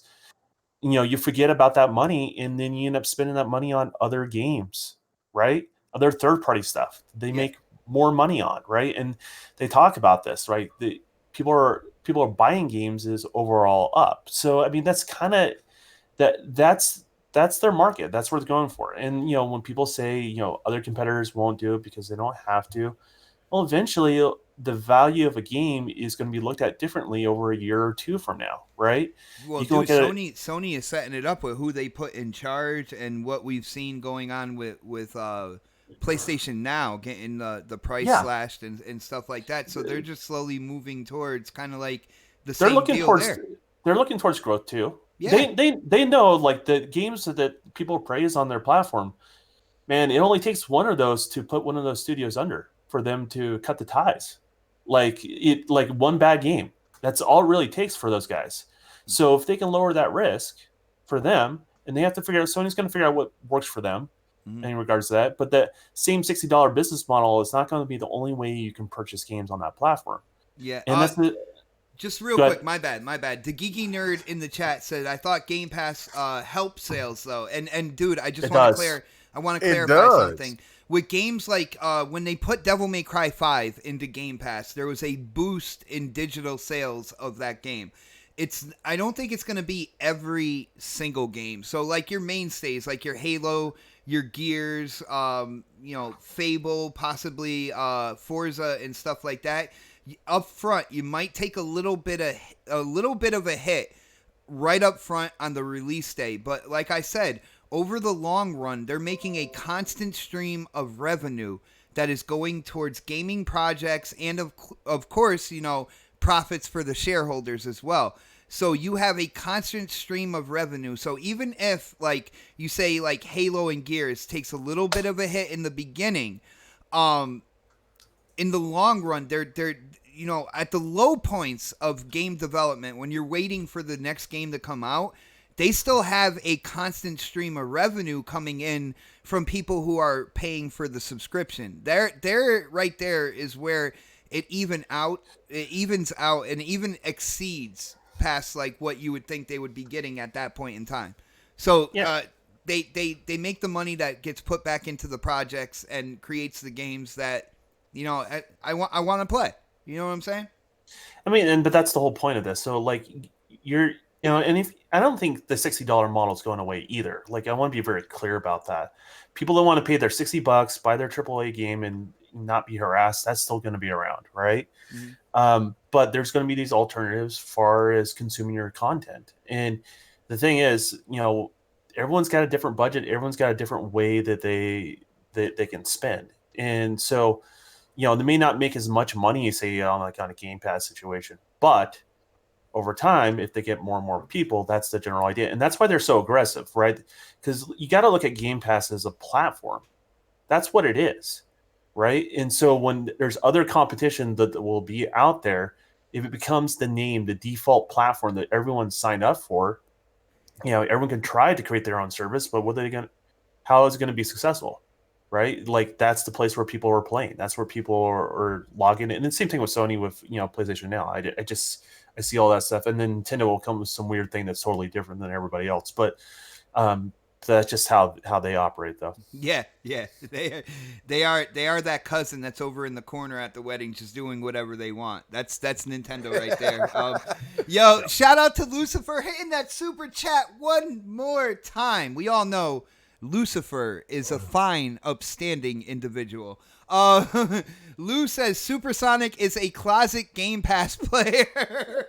Oh man, Supersonic, man, that's his jam, man. Supersonic be coming out here and saying that crazy shit. I read his posts all the time, man.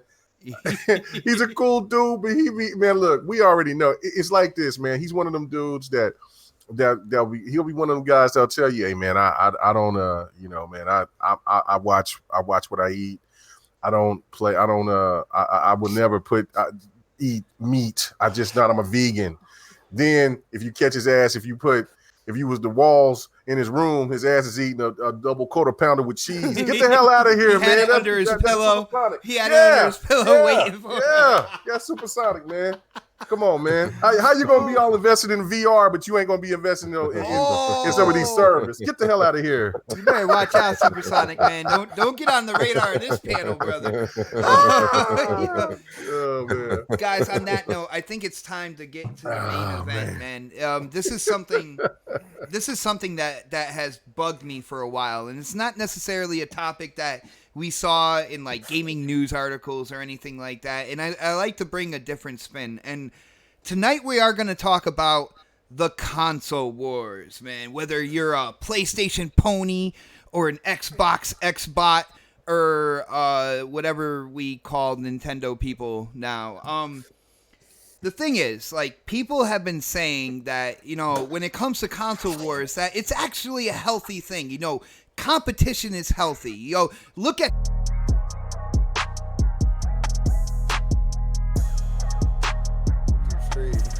Yeah. What? Team deathmatch. All right, Enemy let's see. Are we threat to back? the AI. Weapons on. Ryan's talking about Stadia. Oh my goodness, guys! I think we are back, yo. Everybody in the chat, please let me know, dude. You notice anytime I got you ain't gonna get no preview, anytime I try to talk about something about the console wars, where I feel like I'm gonna make sense or something like that, my computer goes crazy. I don't know what. Oh, gameplay volume. Oh shoot! You knew about that. There we go. All right, guys, we are good to go. I am sorry about the technical difficulty, man. But yeah, we are talking about console wars, and people have come out, whether it's YouTubers, whether it's people on Twitter, and they keep talking about how, you know, console wars are healthy, competition is healthy. You know, you just look at sports and stuff like that, and people also point to the past when it was like Sega and Nintendo, kind of like the things like I grew up like dealing with as a gamer, whether, you know, you preferred Sega or it was Super Nintendo or whatnot. And I want to bring it out to the panel and, of course, to the chat as well. So, guys, you know, put your thoughts in the chat as we talk about this. But I don't know. You know, we haven't heard from Pred in a while, so I'm gonna go to him first. I feel like I've done that like all night, and yeah, that's all right. yeah. Well, Pred, people want to hear your opinion, so you know what I'm talking about here, man. When it comes to Damn, console wars, I know bots so much. I went to the right person that he was going to go to. Yeah, right. well, dude, he was the most quiet like throughout the last topic. He was, so yeah. I talked first. That's why I let everybody else get this point. Yeah, and then Crispy went out on a rant, and I don't know what. No, I'm just playing. Yeah. But Pred, console wars. Like, are you in the camp? Do you think that it's a healthy thing? Like, do you kind of put it together with the whole Nintendo Sega aspect? Dude, what do you think, man? Me personally, I am absolutely tired of it. I am tired of the constant bashing when it comes to either one platform or the other, or just the blinded kind of like fanboyism where people can't be critical of the console that somebody else likes, and it's just absolutely, those problems are non-existent and stuff. Dude, what do you think about the whole console war situation, and why is it getting so much bigger, man? Well, I'll say this. I think the competition is healthy. I think sometimes the people competing are not healthy. Like, and what I mean by that, like I think for the companies, like having that push pull, you know, like you want that I guess that aspect of it, because it makes you want to get better at what you're doing because you're hearing what the people are saying about your product. It's like instant feedback, right? So that part of it is good. Now, the shitty part of it is when you come on Twitter or social media, whatever, like you're saying, it's the fanboys that makes the console war suck, because everybody has their preference, you know, but like people aren't honest about their preference. Like, okay, for instance, the other day when we were talking, the last topic we just had, somebody posted on there, oh, Gears is number 7, da, da, da, da, da. And I said, and I remember tweeting this out. I was like, but is 7 bad considering Game Pass? And instead of answering my question, it turned into a fanboy comment. Like, dude, just answer the question. Like, I just be honest with yourself. Do you think being 7, considering a lot of people got this on Game Pass, was really bad? And like, the dude never answered my question. You know, like it's like he didn't want to be honest with himself to say like, yeah, actually wasn't that bad. But like, and that's what the console war has done to people. It's put them in this hole where they think that they can never say anything good about the other company. Because I know we do it all the time. We'll go, oh man, Gears, God of War, it looks amazing. That's game of the year. Well, we can say that as Xbox guys, right? We have no problem saying that because we've played it. You know, we don't just own an Xbox. We own a PlayStation. We own PCs. We own Switches. We own Ouya.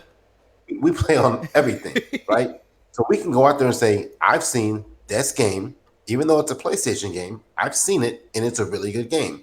Now, an Xbox game comes out, and it's trash. They never played it. They never touched it. It's just trash because it had Xbox tied to it. And that's the fanboy aspect of it. Like, be honest. Just be real. If a game is good, it's good. If it's bad, it's bad.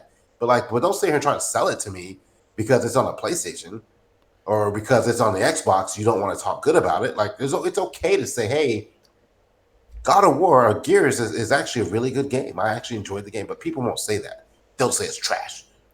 Oh, dude, God of War 3 remastered. Like, you know me. I had a PS4 at one point in time, man. And, dude, I played God of War Remastered. I said nothing but great things about that. Resogun, I had a lot of fun playing. Infamous Second Son, I found myself defending that game to other gamers. I'm like, yo, that was actually a really good game. Like, I don't understand why you're talking shit about it or whatnot. But when it comes down to, like, me, where I found something out within Sony's, like, first-party games. And it's like, man, they're all... You know, third person. They're all third person. They're all heavy story narrative. They're all And I'm like, dude, are they using like the same textures no matter what like first party studio is making what Yeah, game? I think all the Docker, Fog. engine. And yeah. I can't say anything like that, even though I found and to me it's a justified like kind of like criticism. Oh, I can't say that because of the Metacritic score, and I can't say that because and a real person would be like, you know what, you're absolutely right. They do a lot of third person. Here's another aspect of it. Here's a double-edged sword, right? So like, oh, Xbox only makes multiplayer games. Well, Sony doesn't make multiplayer games. Like a lot of them, like they're not really like, you might have like 3 or 4, but like, yeah, they do a lot of multiplayer games on Xbox. They don't have a really good single player, story driven, aspect on their games on the Xbox side. But we understand that. We know that though, and we call them out for it. But I don't ever hear any Sony fans calling out Sony for not having any multiplayer games on there. First person shooters. Like how about having a racing game more than like every 5 years or so? You know what I'm saying? Stuff like that. And it's like you can't say anything like that. And then it's only Halo, Forza, Gears. Well, it's only Mario and Mario Kart and Zelda. It does the same aspect works for every company. I think it's just because it's got the Microsoft name attached to it that people have a problem with it. And again, I don't think the console war is completely unhealthy. I think there's healthy elements to it. I just think sometimes people take it too far. What do you think about the analogy when it comes to sports? Because I'll let you know what I think, Pred, and then you can kind of like chime in off of that. Like when people say, well, it's like sports, your team PlayStation or team Xbox. I'm looking at it. I don't know any sport where there's only 2 teams that completely divide the community as one or the other. I feel like me personally, you can't divide it up like it's like the NFL or anything like that, which has like 30 some odd teams to it. But what do you think, man? So hold on. So I'm a Cowboys fan. So like I know for real truth talk, like you're either a Cowboys fan or you're not a Cowboys fan. There's no in between. Like you could be a Chiefs fan, you can be a Giants fan, but that's the thing. Like you can. Hey, my ex-girl was a Cowboys fan, so at that point in time, I was a Cowboys fan too, because my Chiefs never played them. Oh, damn, Crispy, it was that good, Crispy? Like you became a Cowboys fan, huh? Damn, she must have put that there. He said X too, so she gave him that pants off, dance off, and things for the same. Shit, man. He might be making a call after the show. I'm Cowboy, baby. 32 teams in the NFL, and like everybody likes their one, and they always hate the Cowboys. It doesn't matter. So like. Yeah, that's true. They don't even it doesn't even matter. Like they can be like a fucking Jaguars fan. We don't even play them, and they'll be like, "Fuck the Cowboys." It's like that sports analogy for me. But dude, even with me being like a Giants fan, I can say, you guys got an awesome running back. Oh no. Here's the thing: what people say. This is the truth of most sports fans, right? They'll be like, we should lose this game. like we're playing the Patriots this week. They're gonna beat the shit out of us. If your team sucks, you're gonna lose that game for the week. You're right. People who are fans of the sport, they know that. They're like, okay, let's just hope we can hang in there. Maybe we'll get let's hope we got a good game plan. But that, you go in that game, that this team is better than you. As a sports fan, that team is better than you, and you accept that. People don't accept that shit. All right, Pred, I gotta stop real quick. Super chats are just piling up right now. Shout out to Sir X-Man. He says, I am just tired of Xbox games getting low scores. And dude, when it comes to that, don't pay attention to the reviews, brother. Play it for yourself, and you'll be good, man. Don't get stuck in that meta who kind of like corner. All right, man. You got to break out of that, brother. Supersonic. Hitting up that super chat. Thank you, brother. He says, VR Master Race, Game Pass Peasants, Red Box 1. Brother, you're going to get so much hate on Twitter for that. I just want to let you know. And I got a couple more here. Shout out to Sir X-Man again. I'm Team America. Go Xbox. Oh, my goodness, man. I'm American, baby. And Andrew Wilkins hitting up that super chat as well. Thank you for the support, brother. I really do appreciate it. GT Sport has more online players currently than all the Forzas combined. The Last of Us has over 75,000 concurrent online players before it hit Plus. Now, dude, when it comes to The Last of Us, though, like when I criticized The Last of Us Part 2 for not having the multiplayer and basically not giving people the full package like they got with the original Last of Us, I got hung out to dry because I said that. What I'm gonna say is show the proof. Show the proof. No, I want a proof. I want the proof. No, hold on. This dude posted this on GRG in the comment section. I saw that. He was mad at what my boy 108 Dragon said about at the time of the launch of The Last of Us, it only had 1,000 players concurrent. It wasn't a big, huge success when that game first launched. A lot of people complained that it was slow.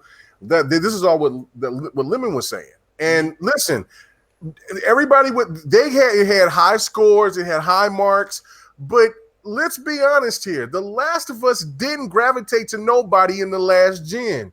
It only gravitated when it got here, and it was only like what, $20-$30. And then people had a PlayStation 4 and they wanted something to play at the time. And they benefited off of the remaster. Dude, I got a lot of places. Nobody was talking about that. Nobody was talking about the multiplayer on The Last of Us. And the reason why it might be at 75,000 now is because people like us and others that have been saying, look, hey, the multiplayer was solid. A lot of people liked that game. It had a cult following with the multiplayer. Why would they cut that from a game that had both components together? Why would they do that? That's the reason why we did it. So don't get in your feelings because we're just telling the truth. It might have 75 concurrent right now. And listen, GT Sport can have more combined than I need actual evidence of that. All I know is this. GT Sport, if GT Sport hit the numbers that the Forza Horizons hit, then they would have bragged on it. It didn't. The Forza Horizons is in the same stratosphere as your God of Wars, as your Horizon Zero Dawns, and with over 10 million sold or played or however they want to spin it or talk about it or whatever. So where is that energy from Sony talking about GT Sport and how many that they sold? They would have bragged on that shit if it sold that many. So listen, I know that you want to prop up Sony. I know you do, and especially it's exactly the topic we're talking about. Fuck about that game like that, except for the diehard GT fans. Even those GT fans that were saying themselves, and I'm a racing fan, that they were disappointed with this game and they were upset because they had to wait for the rain to come 6-7 months, almost a year before the game came out. That's bullshit. Rain. You want to hear something crazy? Come on. I've never confessed this before, but I didn't know Last of Us had multiplayer. No! Honestly, until like about a couple of weeks ago when they took it out and people started talking about it, that's the first time I was like, yeah, multiplayer. I didn't know that. It was tacked. It wasn't really tacked on. I won't say it was tacked on. It's solid. It's very strategic. It's a good. It's good. I think it's out of all the multiplayer games that's come out since SOCOM for the PlayStation multiplayer games, it's the best. That's why I was so disappointed about them saying that they're not going to include this, because they're going to do this shit the way that a lot of gamers, and that's why I can't wait for the energy to come when the PlayStation 5 comes out, because that's when they're going to add on the multiplayer when they do a remastered what they're going to do version of it, and they're going to tack on that, or they're going to tack that on, and they'll do either one or two things. Mark it sell down it separately, brother. Hold on. Yeah. They're going to do it one or two ways, Bot. You heard it here. You heard it here first. I've said this before, but I'm going to say it again. You heard it here.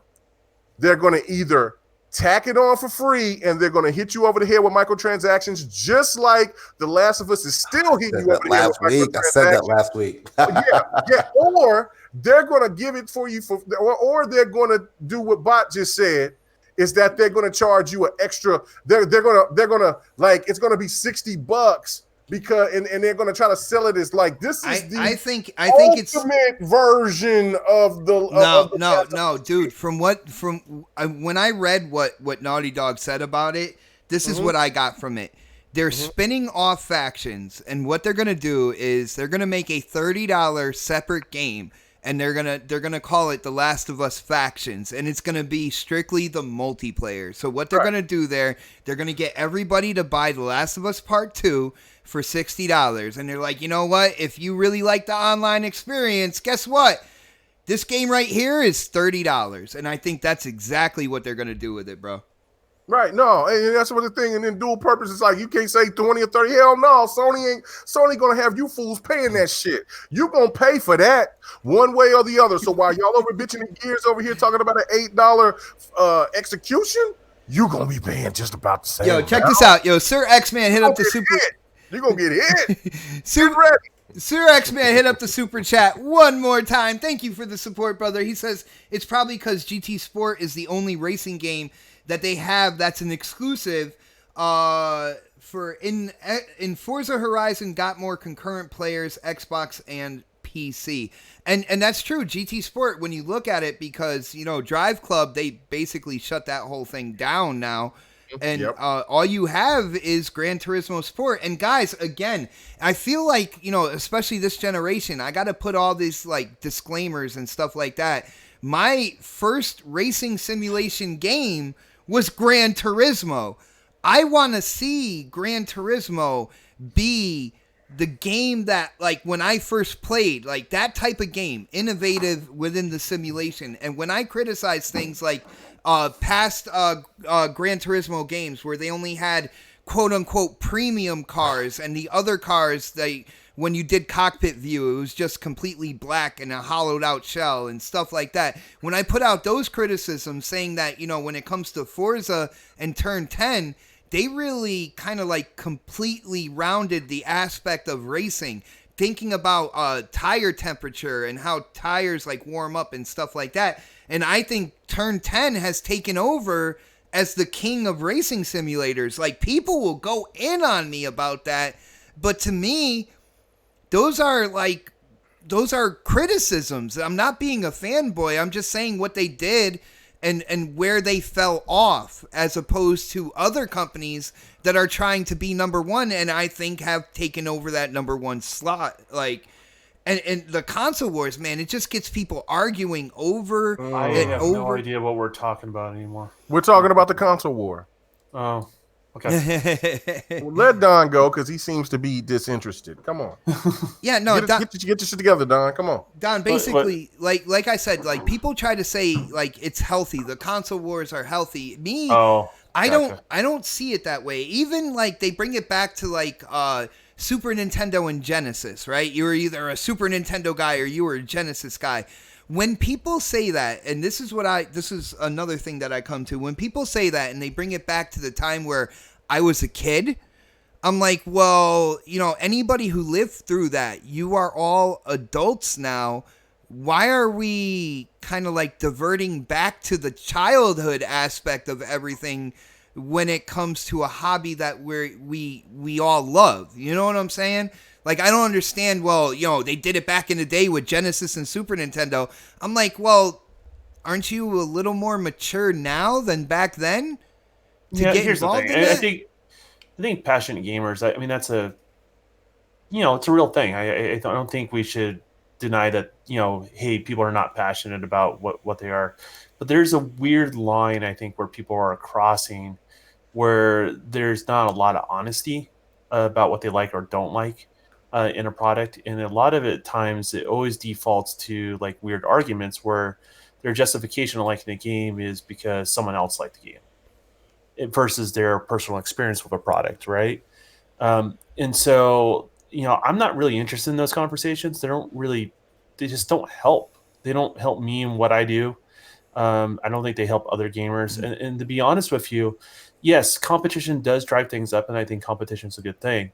But the problem is this way of going about it, we have been going about it, let's look at like at the beginning of a console generation 2, they stopped making that physical hardware, right? So a lot of times people look at console generations 5 years. They're actually longer than that. Mm-hmm.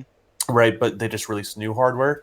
So if you look at like whatever, how long the PlayStation 2 was around, it was like that 8 thing was years or around whatever. forever, man. Yeah. So if you look at that, like, you know, and you include Xbox into that and whatever it was, the GameCube at the time, I mean, we haven't really been able to get over 200 million gamers from generation to generation to generation. So what we've been doing as gamers, and as far as the industry is going, is, well, it's not helping. It's not working. I mean, there has been growth, but you know, you get where I'm saying with that. Like, we gaming can be so much bigger than that. I think that's what you're seeing from certain execs. You're seeing it from Sony execs. You're seeing it from Microsoft execs, and I honestly think you saw it from Nintendo a long time ago when they created the first Wii. They have these bigger, grander ideas of reaching out to more gamers. That's the idea of all this stuff. And you know, you never know who's the potential, you know, gamer that's just going to fall in love with the latest franchise that you love as well. So I mean, I think at a certain point it can be healthy, but I think when you can't have an intelligent conversation with somebody, you can't have an honest conversation, you can't let someone voice their opinion in a way that, you know, it's articulated well It's based when on it goes facts. to blind extremism is when, like you said, you can't have an intelligent conversation about anything. Like, I am willing to hear, you know, criticisms about games I absolutely love, man, but we got to have an intelligent conversation. It's not that, oh, that game's trash. I'm like, okay, well, how long did you play have it? to have you have to have a legitimate argument, right? Like that's the thing, and a lot of these people don't. I mean, if you're subject to this, just think about it, right? Like, but do they really even have a valid opinion when you can't articulate two facts to back up why you feel about a certain product? Then you need to re-examine why you have that opinion, and maybe good or a bad opinion. And I mean, that's kind of, you know, that's what they call a valid opinion. That's real basic junior college stuff. I mean that's high school with cigarettes, right? So I mean, you gotta, you know, I just think it's not very productive. Yeah, I you know, and I have my favorite stuff too as well. I prefer PC and I prefer console, and you know, I would say PlayStation is my third favorite platform, and then Nintendo is, maybe I'll get to it. Because you know, I've kind of out of love with them, but you know, I mean, that's just kind of how it is, and just being genuine about it, and you know, and it doesn't come from a place I hate another platform or not. I think a lot of people just hate disinformation. I think that's something that we can all agree on. So. You know, I definitely hate disinformation, and the funny thing is, like, you know, I know social media is definitely an aspect as well. I mean, this generation was pretty much the first full generation where social media has been such an integral part of the gaming community as well. But damn, man, like, people will just blindly go one side or the other, and you know, the side that they're not a part of is like, that is absolute dog shit, trash. Oh my goodness, how can you play that? And it's like, dude, you can't really find a game that you would play on that other platform. I even bought a PS4 at one point in time, and I had fun with, you know, some of the games I bought there, man. I got a little upset about Spider-Man because I am a comic book Spider-Man fan from the time I was like 4 years old. And people can't even respect that. They're like, well, how could you not like the game? And I'm like, I thought that they were going to be a little more risky with like their villains and their open world scenarios and stuff like that. And I was disappointed with that game. But I can't be. And my name's Xbot, so I actually, you know, I have to be just a blind fanboy in their eyes, and they don't even know why I got why I picked that name. To be honest with you, I think developers are more interested in intelligent conversations why somebody likes or dislikes of something, right? Versus just rooting for you. Because sometimes those people, even they root for you, or they're not even buying the product. You know what I mean? And so, because we're always looking for ways to improve our products, and that's where I'm looking at it. And sometimes when people don't have a valid opinion, we're just like, okay, well, they're not worth listening to. Brother, the funny thing is, like, people, it's really weird how short term a lot of people's memory, like how short term their memory is out there, because I was the one hyping up Spider-Man before it came out, like telling Mooch and them that, like, yo, I think this is really going to be a good game, stuff like that. I have done nothing but praise God of War 3 Remastered. Did I get critical of God of War? Yes, I did, because I like the original concept of the God of War game. I like the speed and all the enemies coming at you and being able to jump and combo and stuff like that. If it makes you feel any better, David Jaffe hasn't even played the latest God of War, and he was the original creator of it. So I mean, like, even he won't come out and say it. He wasn't very interested. But he has his ass out there always touting something. But you're right, Don. Yeah, I mean that's harsh reality. I mean, the creator can't even follow the series. I mean, like, people are gonna. I mean, obviously, if you look at how many people that buy that console, the PlayStation console, and you look at how many people bought the game, and I'm not going to say it's a failure because, not 100% of the PlayStation audience didn't buy that game, but it goes to show that everybody on that platform wants that game or enjoys that game, and that's normal. Mm-hmm. I mean, that's more normal on every product that you see on any platform that's exclusive. I mean, that's just kind of how that stuff is. I just I feel like all these people that had a loud voice don't have the same loud voice as they had at the beginning of this generation. I'm just gonna be honest with you. It might be quieting down a little bit, and I think a lot of it is anticipation of like the new hardware and stuff like that. But when it comes down to it, there's Sony extremists that throw Game Pass under the bus. Why not give them? Why not give Xbox a pat on the back for the price point of Game Pass and what they're doing with day-and-date exclusives? Because if it wasn't for Game Pass doing that, do you think Sony would have slashed the price of PlayStation Now? And do you think they would have put games like Infamous and God of War in there, even if it's for 3 months? Like, the one feeds off the other, man. Like, you tear down one thing, but then you praise the other. But that one thing you tore down, it inspired that service that you like to get even better for the gamer. And, like, nobody points that out. I mean, if you can have an honest conversation, people can talk about that stuff. But that's just, that's kind of how it is, right? Like, mm-hmm. So if they're doing that, they're not listening to the audience that will blindly defend everything that comes their way. They're listening to people's wallets and what gets people to open up their wallets at the end of the day. Yes, they are here to entertain. I mean, all platforms are. But I just don't see, and I don't even think it's a die-off like their voice. I think a lot of people have contradicted themselves so much through this generation with being in the public space and the public square. I think people are just now starting to dismiss people. They're just like, okay, they're just like that. Well, that's whatever it is. I mean, we have friends we podcast with that are not nearly as popular as they once were, regardless of their views and their opinions, but it's because that lacking inconsistency, and so it's kind of that crying wolf. Eventually people stop showing up, right? I mean, that's just kind of what it is. So people just don't take it seriously. So I mean, what you guys say is it's important to be a type of wording that you can stand behind. That's the way I look at it going into this generation. And the people that that been consistent about how they view and that can have an open dialogue in these conversations, I think gamers are honestly interested in those conversations. And I think the bickering back and forth thing, that stuff is dying. It's getting old. I mean, just look at streamers, right? Like, perfect example. You can take the lowest profile streamer on Mixer, which is the smallest platform out of all the streaming platforms out there, right? Mm-hmm. And you look on the title page, the one with the smallest number, it's getting bigger numbers than anybody's podcast. It bickers back and forth with one another. I mean, because gamers are interested in games. They're not interested in all this other BS. I still think at a certain point, and it is unfortunate, because when it comes down to it, I know we on this show and the guys on this panel who have a YouTube channel and stuff, we like to report on news, like the gaming news that's spread throughout regardless of platform and stuff like that. And the thing that's unfortunate, and then it's that people accept that drama creates viewers.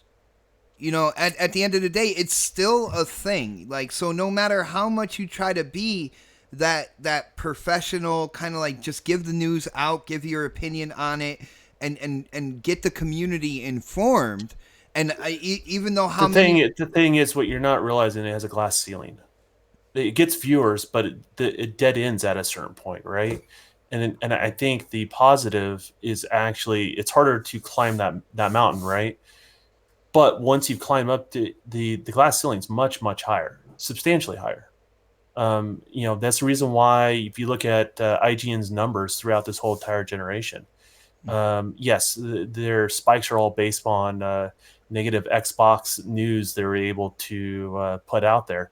But at the end of the day, if you look at all their stuff now, regardless if it's positive or negative news on whatever platform it is, they've screwed up their whole entire user base, and they really are not going to that platform anymore. I mean, hopefully it does all die down. And the reason why I bring this topic up, because I know, us on the panel, and people out there in the chat, we've gotten caught up in this, at least one time within this generation. And when it comes down to it, I'm hoping we can talk about this and kind of get the maturity back there that, it's not really, in my opinion, I don't think it's necessarily a healthy thing. Competitiveness is definitely healthy, but when you're holding back criticisms because you prefer that piece of plastic, or if you're downplaying what the other platform is doing because they're looking more towards the future, and you're ignoring signs that other companies are doing the same thing as well because you prefer that console, it's not healthy. It's really not healthy at all, and all you're doing is creating a toxic mess within social media.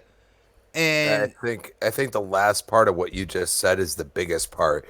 We remember when Sega and Nintendo were going at it, and I was a Sega guy, and I had people that were Nintendo guys, and we'd be sitting there in the classroom or at lunch and talking shit about each other's platform.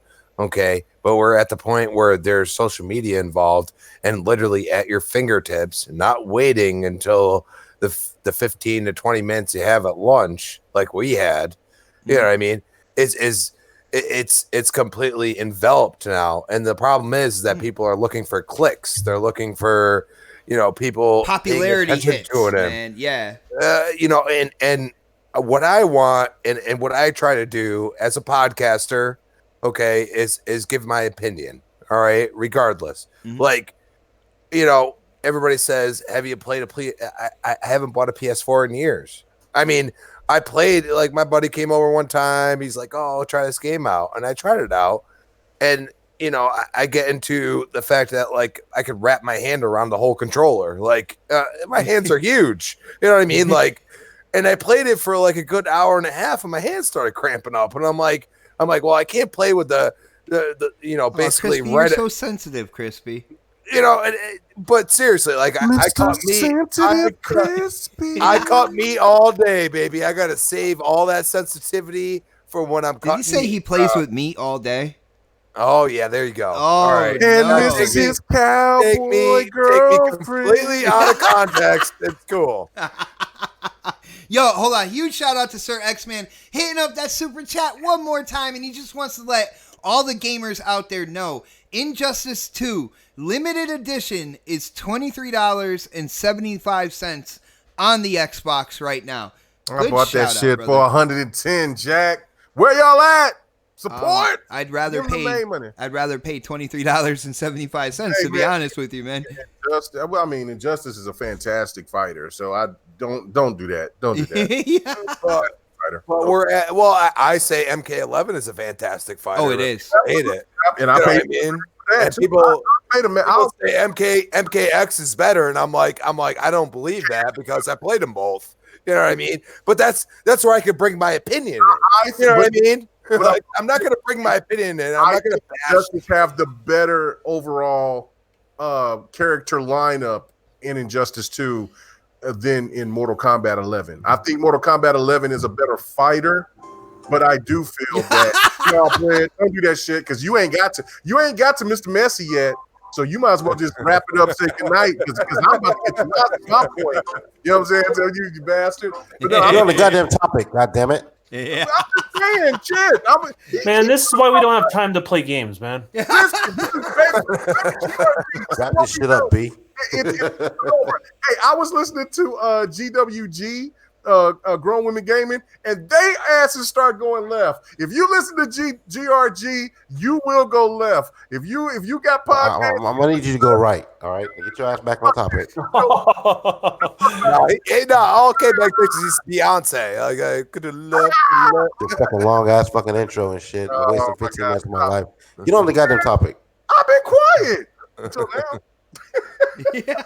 But we are at the point in gaming that we are constantly looking for people to, just envelop us and even being positive or negative. And that's the trolling part of it. Like I see so many trolling shit going on, and it's like, let's bring the facts involved. Let's talk about the actual things that are happening. You know what I mean? And you're going to sit here and you're going to say your opinion. That's cool. But when I bring facts involved, you have nothing to say about it. You just continue to troll. And that's where it gets annoying. That's where it's like, okay, I'm done with this conversation, or I'm just going to prove you wrong so bad that you're going to be done with the conversation yourself because you don't want to make yourself look bad. And that's kind of what I look for, because I look at the facts. I look at the way gaming is evolved. Xbox is not going away. People have said it's going to die or something. You're an idiot, okay? Oh, damn. I mean, you are an absolute idiot, all right? We are talking about, like, you got Outer Worlds coming out. Gears 5 just came out. Man, I wouldn't do that, man. I mean, crossplay is a thing, and they can come after you now. Oh, they can come after me. He's welcoming all oncomers, man. He's taking on all competition there. I do want to say, some guy in the chat, that's literally his name, some guy, said, if someone is a gamer, they can't flip-flop because they are looking to play quote-unquote great games and not worried about console war stuff. Now, some guy, if you're talking about YouTubers and stuff like that, they can switch their preference. It's no problem. But when it comes down to it, if you bash the previous platform, anytime you talk about games, it gets incredibly annoying. Then people start to question whether or not you switch just because you want to play these other games, or if you switched for other reasons when it comes to... Or you were lying to yourself the whole time, and the way you talked for years upon years... I've said like stuff to this guy MBG because like he flipped over to PlayStation, which is all well and good. You do what you got to do. But then every single one of his videos, no matter what it's about, it could be about like a new cat that he adopted at the pound. Somehow, some way, he just throws daggers over at Xbox's side. And when you start doing that, you sound more like a disgruntled ex-girlfriend than you do a gamer that decided to switch up their preference and their platform. You see what I'm saying? I don't think there's a problem of also expressing your dislike for something, but every single time you do it once and you move on, right? Like me and Bot hang out. We don't talk about how I am not excited about the new Halo. Like we talk about other games when we I'm get still together. Optimistic, brother. I'm still optimistic. I need you to hold on for me. I will. You are my lifeline. I will. I'll be strong, bro. But what I'm saying is we that's not our conversation. We don't talk about how much we hate something. We talk about how much we're enjoying something. And like when me and K Mega were playing Gears, we weren't talking how much we hated something else. We were just talking about how much we loved this game.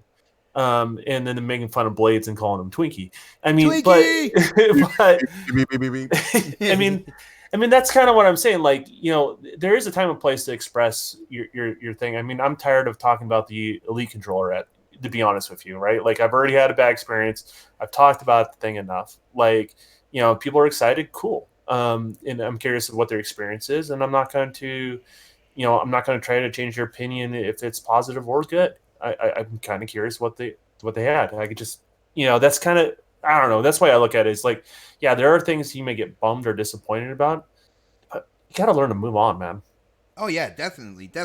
And on that note, Don, do you have the show up right now on your computer or no? Yeah, I have like 5 screens All up. right. Lucifer did a super chat. Did you wanna read it, or you want me to, man? I didn't pay attention to that. All right, so I got it. Yo, shout out to Lucifer once again, hitting that super chat. Thank you for the support, brother. I really, really do appreciate it. He says, I hate saying it. Who has a better chance, Xbot winning gameplay videos or Battletoads getting a 90+ on Meta? Facts. Oh. Well, my question is Battletoads going to be his next gameplay? Nice. Ooh. You know, I got that Game Pass, brother. As soon as it releases, I'm there. I will be streaming it as well. You're And fraud. You talk about battle. See, this is where hold on. Sir X-Man hit up the super chat as well. Xbot, you missed the one before that. Hold on, brother. That's the Injustice 2 limited edition is $23.75. That's what I see. I did say that. Yeah, I thought you did too. Yeah, I let everybody know, brother. We're getting those game deals out there so people can buy games and get in. Sir X-Men, well, we definitely appreciate the super chat, but you don't have to do another super chat to say that we missed something. I feel like that's a dirty trap. Yeah. You don't have to do that. Just call us out individually. We'll see it. Just at us. We'll find it. So, Crispy, you got your words in. Don, you got your words in. Predator, are we missing somebody? Are we missing? You already know. K Mega, you've dealt with this about as long as I have. Damn topic. All right.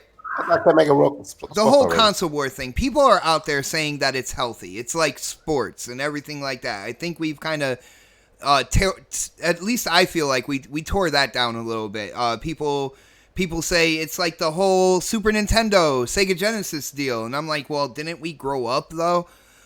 Dude, what do you think about this? Yo, console wars, people saying it's healthy. What is your stance on this, man? All right. I'm glad that you chose me last because I'm going to be the messiest. Oh no. I'm going to sign us off and I'm going to do it in a big way. So let me Everybody hit that thumbs up before time, people. Every time you talk it up, man, it's always kind of a deflated thing. So just go with it first. Say it. Yeah. Say it with your chest. All right, okay. Yeah, I'm just gonna get off my chest. Like we talked about this a little bit on GRG last night, and let me just make this point. It's always about GRG. Talking about because we all that shit. We talk about games. We talk about everything. We just talk about it. Look, that's just what it is. And so, regardless, this is the thing that bothers me overall. And I said this last night.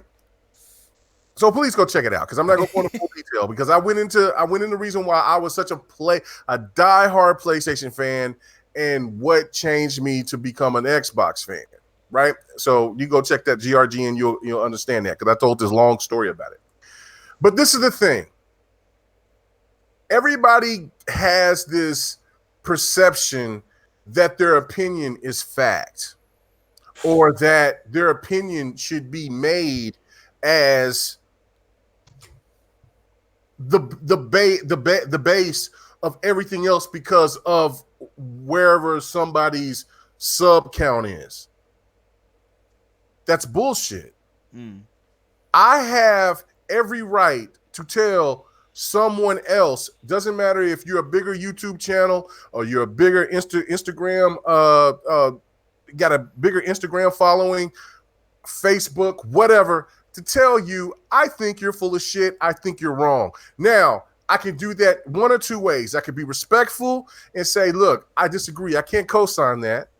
Or I can say, you're a dick. You're a fraud. Fuck you.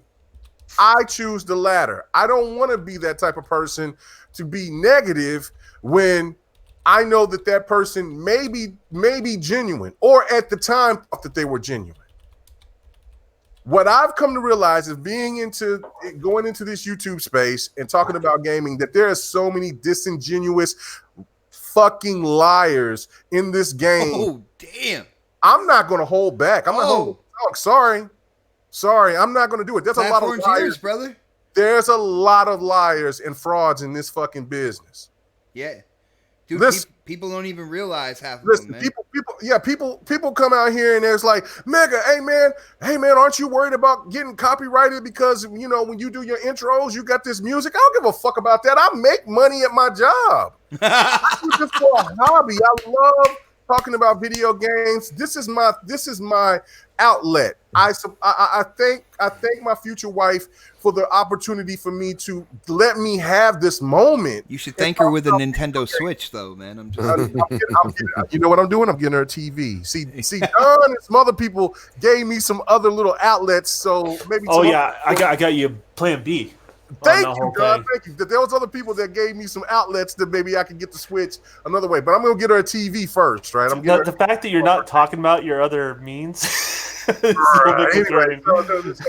so let me finish because I know Fred didn't want to go. So this is the thing. I get sick of this. I get sick and tired of this because when you come into this, when I go into this, I'm genuine. I put my heart and soul into this shit.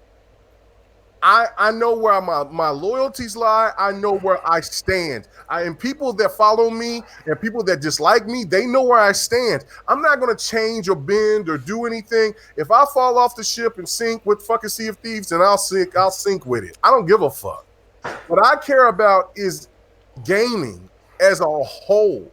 Mm-hmm. I have no problem with somebody that loves PlayStation more than Xbox. I have no problem with somebody loving Nintendo more than Xbox or PC more than Xbox. I don't care. But as for me, you know where I stand, where I game the most, and that's Xbox. And you got to accept it. If you don't listen to me. Fucking kick rocks. Real talk. Kick rocks, bitches. Woo! That's what I'm saying. And there's too many people in this game that's so ingenuous. They're so all about trying to make that little motherfucking crumb ass money. If you are worried about that little tiny ass YouTube money that you get, and that help pays your bills, bitch, go get a better job. Oh, get a better job. Damn. Because the YouTube money ain't paying me shit to where it even pays for my internet unlimited. It is not. It doesn't. I do it for the love to talk to other gamers and we can communicate. I don't want to hear that dumb shit. Just so I can win today. I asked a simple question. I wasn't trying to bring any type of pro Xbox, pro PlayStation, pro anything into it. I asked a question. What is your favorite game, your favorite new IP of the generation? Oh, dude, I responded on that. Yeah, you did. You said Sunset Overdrive. Oh, hell yeah. I'm not the biggest fan of Sunset Overdrive, but I totally understand that and I accept that. I put a list of a couple of games like Sekiro, Rise, Quantum Break. You know, just throwing a couple of games out there. Ori's mine for the record. Yeah, Ori. And you know what I'm saying? Those are great games.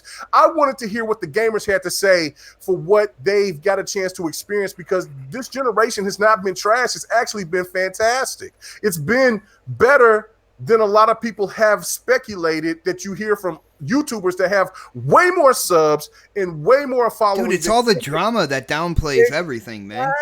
Exactly. So the point that I just want to hear from the gamers. I just want to hear from the gamers. That bit her. Here comes. Here comes it. Yeah, you hear the battle cry. You hear the battle cry snaps.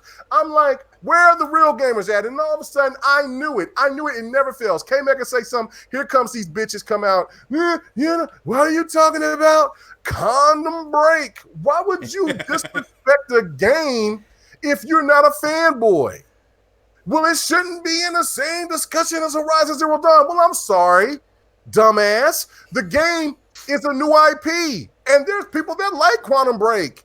Well, it didn't sell well. When did sales come to the barometer of where was successful, or when another motherfucker that's sitting over there that's on his ass and is getting paid by another company to say whatever the fuck they got to say, or to have to say what their company is telling them to say to keep their job?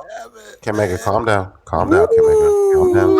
Drink you some Hennessy. Relax. Take you a sip. We know what's going on here. Half of these son of bitches don't even play. Oh, they don't play we see the Cuphead shit. We seen it. And the thing that cracks me up is that people follow this shit like they're true gamers. Follow the real gamers. Fuck the frauds. And you know what? And what I'm gonna point off of that is in every circle there are real gamers and there are frauds. Okay, and every YouTube channel you know involve your life in, every podcast. Okay, there are real gamers in those podcasts, and do not disrespect them because of somebody else's point of view. And I think that's a problem that we have right now, is that, you know, everybody gets lumped into one thing. I have crossed bridges, okay, as far as podcasting is concerned. And I'm gonna tell you right now, there are real true gamers in every single podcast that I've been on, and that's something everybody needs to realize. Like, let's not lump everybody in to being on a podcast one day. Like, and I see it all the time. Like, let me pay the bills. Sir X-Man says, stop acting like 100. Sir X-Man, stop acting like a fucking sellout. Yo, Sir X-Man also hit up. I got this. Sir X-Man, stop acting like a sellout. I'm being real. I'm not acting like 100. I'm being real. If you can't justify the real facts behind people that sit there and that tell you one thing and they talk shit about another brand, and because you follow them and they may give you that one opportunity to play a fucking game, one or two of them, and then you can't realize the real shit that they're fucking lying to you, then that's on you. You can pay that $2 funky ass all you fucking want to and stick it up your ass, because I'm not going to hold my fucking tongue. I never have and I never will. That's not where $2 go. Hey, look, I love we you, appreciate Sir that $2, Sir X-Man. That bullshit is fucking bullshit. It's bullshit.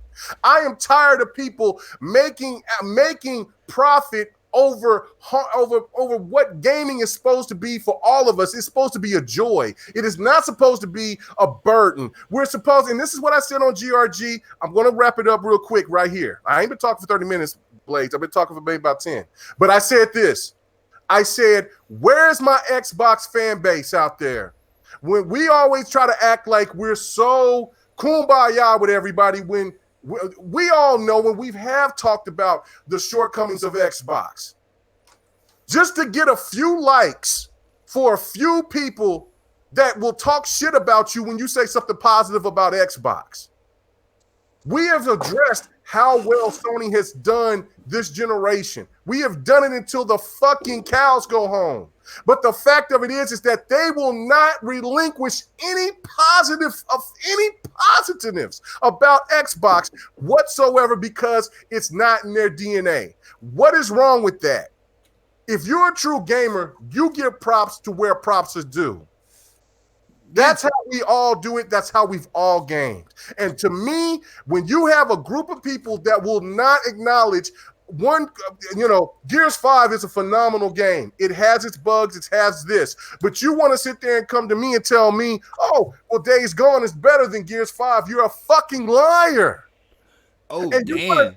Damn straight you are. Just tell me that none of these other games that's come out has more, you know what I'm saying? If you want to sit there and try to flow up, oh, let's talk about sales. Fuck sales. You never gave a fuck about sales when you was on a 360 or when you was on Nintendo or when you was on Sega or when you was on anything else previous. Why do you care about sales now? Stop being a fucking fake agent and a person that's all about the corporate gains when your ass had no knowledge, or you have never been in college to know what these people do and how they do it. They laugh at you. I promise you they do. Preach. They sit there and they talk, and this is not only at Sony, this is not only an Xbox, but this is a Nintendo, this is in anybody that they say, look at these fools here. Don's quiet because Don knows. I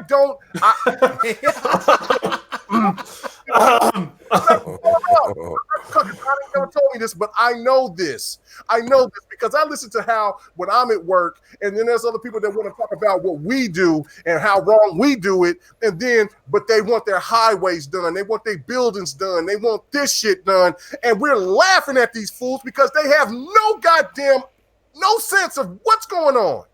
So why the fuck would you listen to these same ass fools that will do this same shit every fucking week?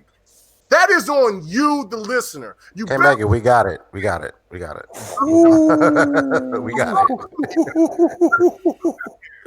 All There are right, so man. many points that I agree with.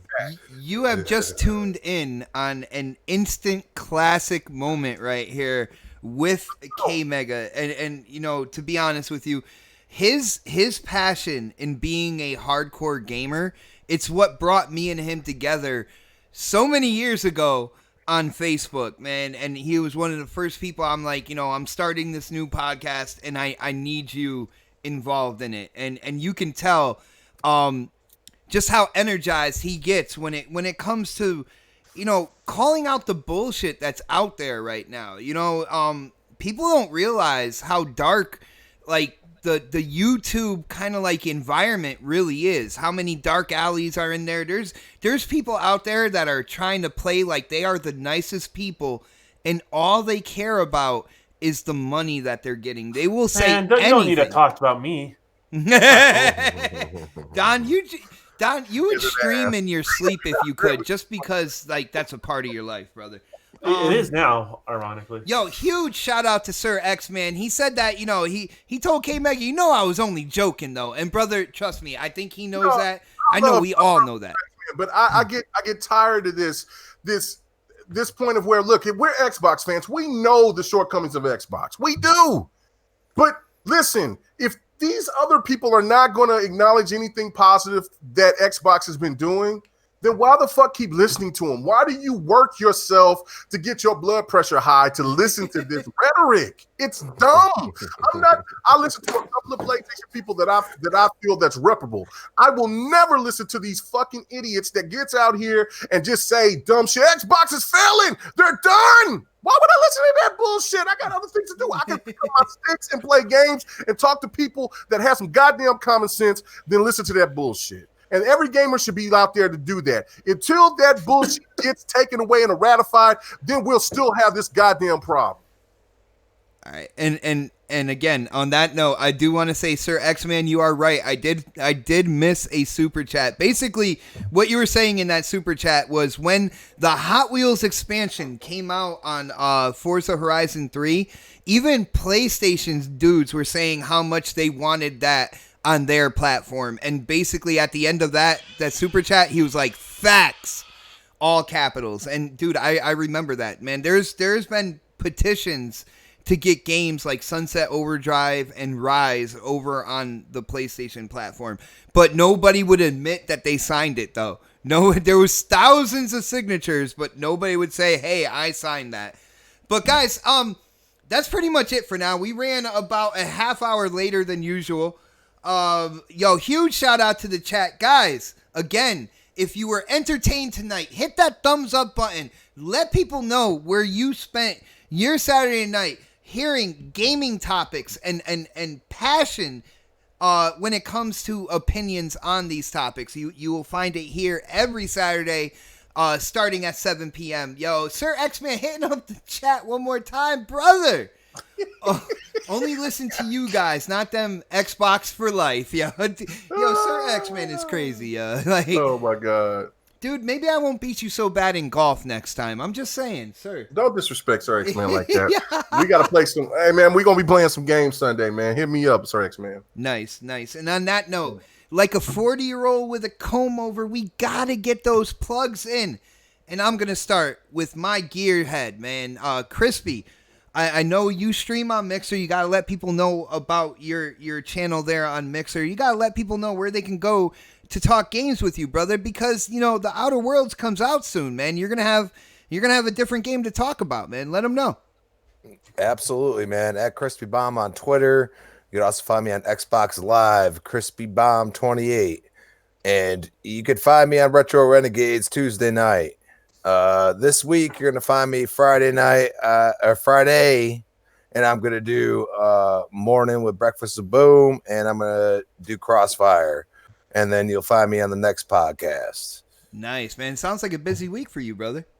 It's, you know, I love podcasts and love talking about games, man. You know what I mean? That's just what I do. Like, I will play any game that anybody. I want involvement with the community. I want people to, you know, get involved. Like, you know, you really think I should try a game? Hit me up, man. Like, it's right there. Nice. So yeah, definitely follow. Yo, the lady is texting me right now, and it's freaking me out because I got the Pennywise kind of like music going on behind me. It's creepy right now, man. It's just because she can hear it in the podcast. That's why she's doing That's it. probably why she's doing it. Yeah, she was like, "Mega, calm down." Oh my God. Yo, on that note, yo, Don, again, you are another Mixer streamer as well, so you got to let people know about, you know, your streaming channel and what you put out there in terms of games, and you got to let people know where they can go to talk games with you. You know, Twitter, pretty much. Yeah, pretty much. I mean, Twitter's the way to go. You can find my Mixer link. You can contact me directly there, and then you can see when I'm posting things. But a little bit of news. I know I've been saying it's in the works that I was going to start doing creation streams, and that actually happened today on Mixer. Really? So I've started the early parts of making Master Chief, creating the base mesh, and getting the general shape in. And I'm going to be doing it. The goal is every Saturday before next podcast. So literally, it is the pre-show before the big show. So yeah, if you guys want to check that out, I save all my streams, so you should be able to see it on a past stream, or if you want to catch it live, I'll be doing it again on Saturday. All right, so with what you're doing on Mixer right now, when you say you know past stream, it's only like for I think like 48 hours. Are you downloading it and putting it? Or? No. It's not for 48 hours. It's for quite a bit longer than that. It expires on November 2nd. I just looked at it. Okay. All right. Cool. That's really good to know, man. I would have loved a little heads up so I can try to check it out. I did. But, you know? I put it in the DM. Okay. Awkward. Yeah. All right, brother. Well, moving on. Let's get to Predator so we can get him out of here. Yo, Pred. Interesting show tonight, man. And you came in with the Jeopardy music. Classic Predator there. Definitely appreciate that. Why don't you let people know what you're up to throughout the week and let them know where they can go to talk games with you, brother. Ghost Recon. That's where I'll be. I need to buy that. Some of you fuckers are still sleeping on that game. Destiny I'll be here 2, next week, obviously. So yeah, I'll see you guys next week. I'm trying to do the pants off dance off tonight. Fucking K-Mega's talking all goddamn night, fucking up my shit. If you was a pro, you would have already been putting in that work, man, and just hit the delete button, Oh, man. quit See, button. That's what's wrong with you motherfuckers from Oklahoma. See, you got to take time. We for get that kind of shit. Hey man, listen. You don't do it during the goddamn show. You Dallas Cowboys don't be playing those slow jams. I've been playing some Prince and Safety and had draws. I make my own man. music in the bedroom. You got Macarena going on. Wow. Yeah, at least some Speedwagon or something. Come on. Say Battletoads, please. I got you, Emmanuel. I got you, Say it. Emmanuel. Just say it now. Get it out of the way. You want me to say it now? All right, Say it now. everybody. Battletoads! Done. And I'm out. I'll be back. I'll be on Ghost Recon in about 30 minutes because that's all it's going to take. That's all you got? You a soldier? What the fuck going on out here, man? I'm a fat dude. I can go longer than that.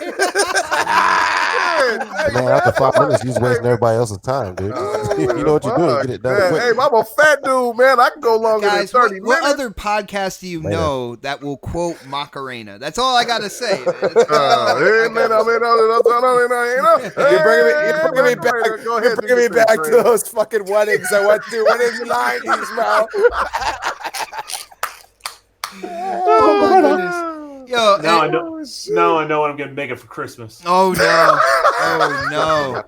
I'm getting that shit on CD. Oh my God! I'm glad Come that on, guys. women in them they heard it. All right, man. Good night, Fred. They'll I'll hear see it you later on. All right, last and certainly not least, Mega, I think you made an absolute splash tonight on this show, man. It is good to hear, you know, the passion out there when it comes to real gaming topics and stuff like that. I think everybody in the chat definitely appreciated it.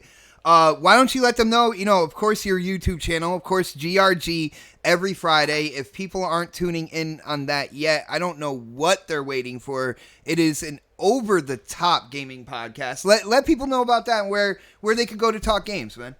Man, of course, like you said, it's over the top of GRG, man. We have so many personalities. That's what makes it work. That's what has sustained us. it's not me, it's the crew and the people that's been there and then that's left and the people that's still there. So if you don't believe that, then some of the people that you listen to on RDX and on GWG and other podcasts, those are members. That was previous members, and even on Luca's Scrumcast. Scumcast. Yeah, Scumcast. Yeah, is people that was part of GRG, and obviously those people have done something that's talented. They're great, and they've done the damn thing. So, and the people that's a part of GRG now, they're the same way. And I the only thing I can say is, look, man, I'm blessed. I'm a person that doesn't put out a lot of content, maybe content once a week. And for my channel to still be sustainable and for what I'm doing on Twitter and things like that, and then the attach rate is insane. Like I love it. And then just doing the thing with Don, because I can't go all off on Don. I'm trying to be respectful. There's people that listen to the Dev and the Gamer that's got a upper tier level. They'll be like, what is wrong with this fool? So, so it is what it is. But man, being here on the next podcast with my brother Xbot, man, and just everybody that we've been a part of, man, it's been a blessing to me because I love. It's been a ride, brother. It's been a ride, and we continue one hell of a to ride. go, man. Yeah, it ain't stopping, man, and I don't want it to stop because this is what I want to do until whenever. But man, until the lady says he can't do it anymore. No, my lady cool with it. You know what I'm saying? Maybe your lady, I don't know, but I see her out there. She's streaming, she's doing her thing. But anyway, thank you guys. Check out the GRG podcast every Friday nights on my channel, K Mega 405 Plus. Sub to everybody here, support them. And thank you, man, and see you next week. Oh, nice. Hey, before we go, though, about Devin the Gamer, there is a merch store that's going to be going up. Oh! And so I will let you guys know. Any artwork that I've done myself, I'll have it on there. Anything that I do for other people that I podcast with, half the proceeds goes to them to help them go to E3. In this case of the game, Devin the Gamer, it pays for Mega's food budget, right? Like going to E3. So like that what are you talking about? Yo, he just goes to 100's house and he eats there. Hey man, I'm gonna be cooking for Mega when I'm down there. So I mean, like that's. But seriously though, like, hey, I'm working out right now, man. I'm trying to lose some pounds, man. Yeah, okay, well, I get you. But I'll still be big. So yeah, I'll still be hungry. So in general, if you guys want the merch store to be around, all it takes is 2 items being purchased on there, and that pays for the merch store to be up. And then everything else is gravy from there. First things that's going to be released is hats. Then I think T-shirts are going to be the following week, and then I'll have some additional stuff because I have some artwork stuff I'm doing for Bot right now because he's the next on the list. So and you'll be able to buy some Bot merch there too as well. Anything from get your Bot merch. Come on. Dude, we're gonna have cups, we're gonna have pillows, we're gonna have bean bags. Hey, beanbag chairs. Listen, I'm gonna make sure my lady lays on the Devin the Gamer pillow. You know what I'm saying? But she's gonna be laying on the gamer side. Fuck the dev side. But no, I mean, listen, it's been an honor to be with everybody here, man. Like I said, I love these guys. These guys are my family, are my extended family, just like with the people at GRG, man. And that's what it's all about. And if you don't hear the genuine friendship amongst us, then I don't know, because that's what it is. Stuck in your ear, then, man. Yeah, man. Love, man. Love. No doubt. But guys, it is Saturday night. The Gamers Got a Game. Again, huge shout out to everybody who came to check out the show live tonight, and people who come in every Saturday, 7 p.m. to hear us talk about gaming news. Not only that, huge shout out to everybody, especially at this point in the podcast. Anybody who checks it out afterwards, who gets to this point, huge shout out to you. I definitely appreciate all the support. I know we all do. But we got to get the controllers in our hands. So I am going to end the show the way I do every week. We will see you next Saturday for the next podcast. Have a great weekend, everybody. Later. See you on COD next week, baby. Destiny 2, Let's man. Go. Huh? Oh, what? What?